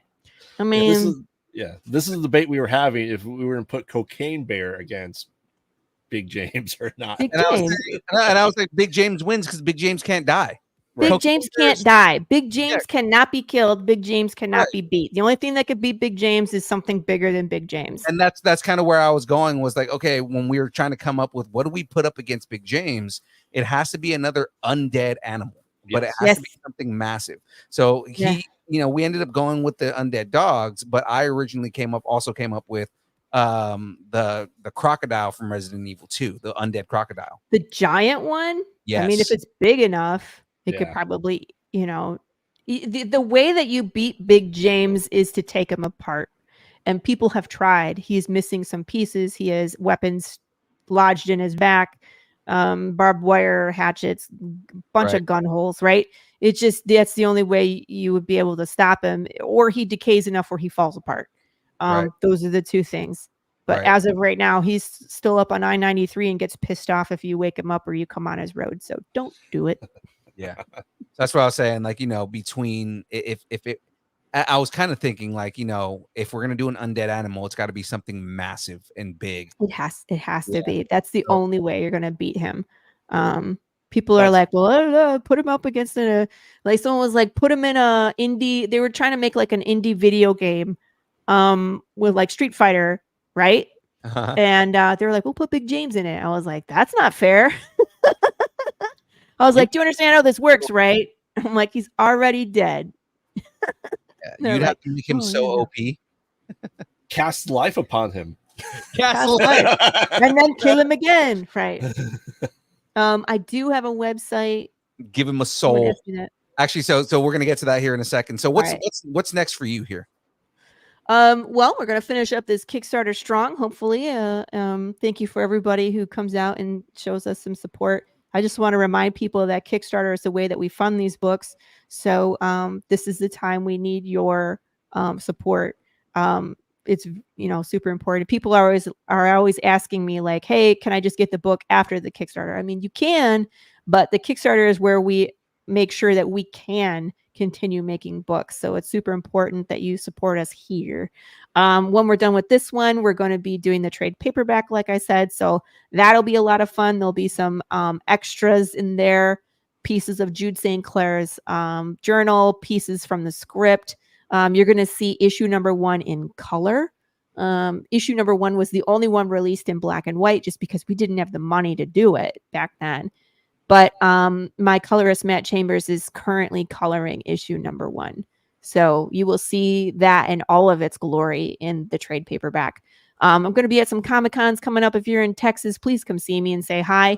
I'm going to be at Cowtown in Fort Worth this weekend. I'm going to be at Arlington Fan Days on the 7th and the 8th. Marco DeFillo will be there. That's a great time to pick up one of our books because we will both sign it for you at the table. So Nice. mhm. So which leads to what it seems like everybody's been clamoring for here. Where can everybody follow you and learn more about you? Where's all of your social medias at? All the social What are your medias. collectibles? All right, so we have a website, www.pathofthepalerider.com. The social media that I spend the most time in is the Facebook group, Path of the Pale Rider. So when you just search, make sure you're choosing the group, not the page, because the page I use for advertising. It still gets stuff, but it's not going to have like the polls and the shenanigans and all the fun stuff. That's in the group. We do have an Instagram and a TikTok with the same handle. It's that @ Path of the Pale Rider with an underscore between all the words, which again, I apologize because it's pretty long. Twitter or X, whatever, I don't know what you call it. It's @ Path Pale Rider. I think Threads, I made it as @ Laurie Calcarerra, Laurie Calcarerra. You could just Google me. If you want to see more interviews with me, just go to YouTube and look up my name. I've done hundreds of interviews about Path of the Pale Rider. They're all different, which is really cool because you can hear different sides of what we're exploring at the time. So there's just a lot of stuff out there, but the website's a good place to start just because it has like our history, it has our shop, and it has a blog that nobody reads, which is hilarious. I put all sorts of weird stuff in there. No one's questioned me on it yet, so that's why no one is reading this thing. So fun times. That's about it. You can find me all over the place right now just because I'm campaigning, but definitely reach out if you're interested. Hopefully you guys will go check out the rest of the stuff that's on the Kickstarter page. If you have any questions or there's something on there that is not available, just reach out. I've already added some things from people asking. The Choose Your Own Adventure book is on there as well, which you can add as an add-on. Sweet. If awesome. It's a 60-page manga-sized book with some illustrations by David Rodriguez. It has a wraparound cover from Marco DeFillo and has 99% guaranteed gruesome death written by yours truly. There is a way to get through the end. There is a way to find Big James. There is a way to become undead and keep going.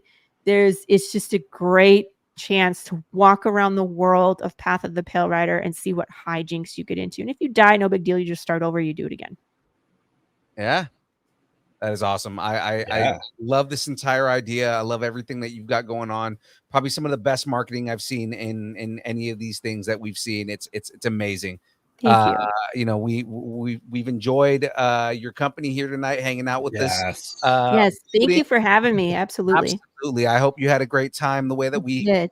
always have a great time. Before we let you go here, Graveyard, go ahead and drop your plugs here, sir. They mostly Yes. night, mostly.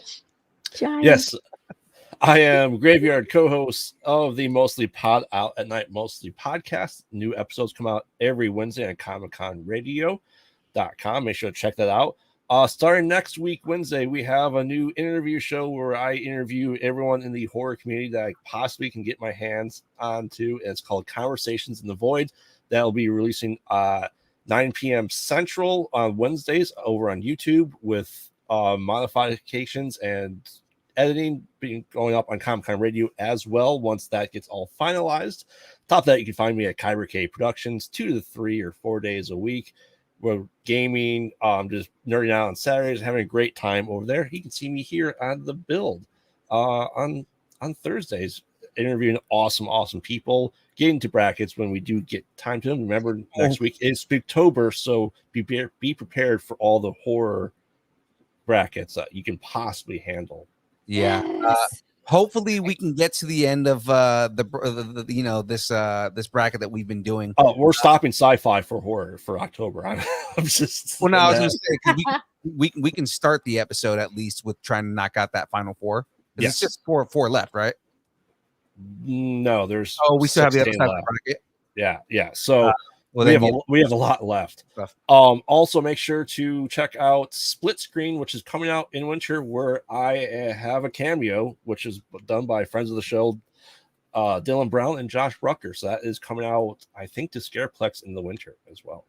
Cool. Awesome. All right, ladies and gentlemen, you know who I am. If you're watching this channel, I hope you know who I am. I'm your boy, Young Phil, Distance Nerding. Of course, if you want to follow us on all of the different social medias, all the places where you can check us out. Of course, we're on the Instagram, the Facebook, the Twitter, the Twitch, the TikTok, the Threads, the YouTube, the Discord, MySpace, Vine, GeoCities, Friendster, Second Life, AIM, Farmers Only, Christian Mingle, OnlyFans. Wait a minute. What? It's only pictures of Aaron Watson's feet and mandals and the beard. It's the only things you're going to be able to see there. All at Distance Nerding. And of course, ladies and gentlemen, if you'd like us to break up with your boyfriend, girlfriend, significant other, pet, schoolyard bully, annoying neighbor, or just tell us how much you enjoy us, hate us, or wish the internet would just consume us, send us an email at your favorite place. You know, the only place to send us an email. Send us an email at dist. Still rocking the AOL.com. That's amazing. And it's nerding at AOL.com. Move along. All right.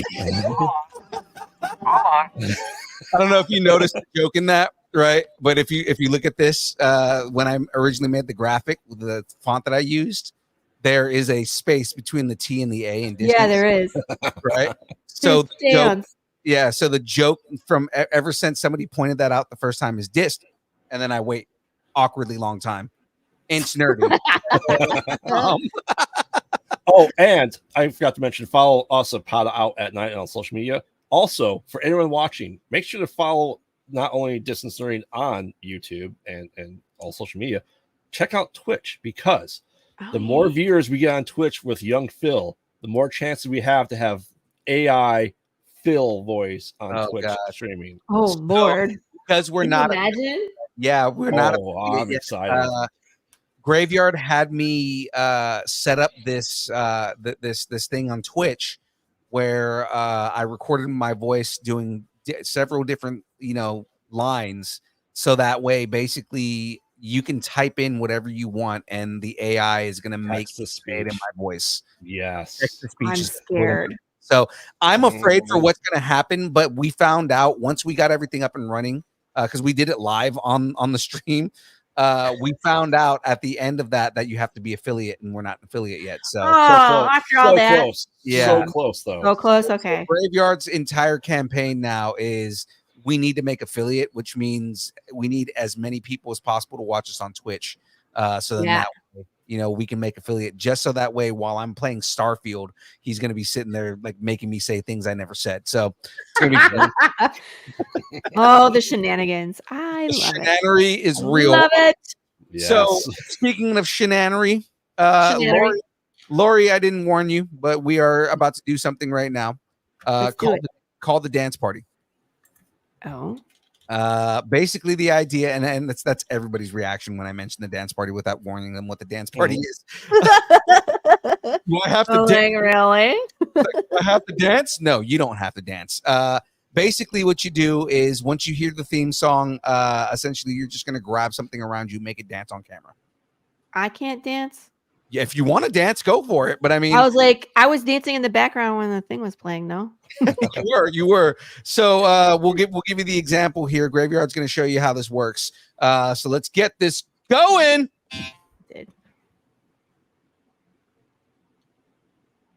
I can't hear the music for some reason. Is there music? There we go. I don't have anything to dance.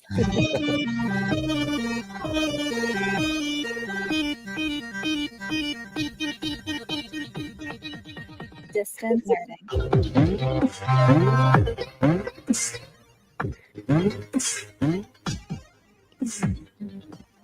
I mean, he is Dwayne Fink, so that would happen.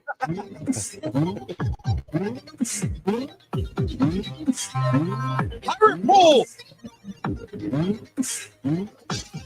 Me mateys!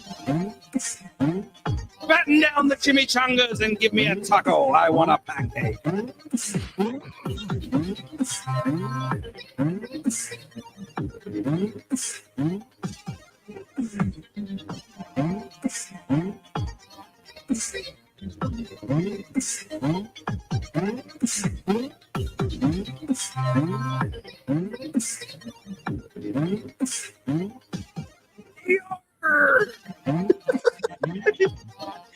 This is the weirdest thing I've ever done, guys. All right, we'll see everybody next week. Bye.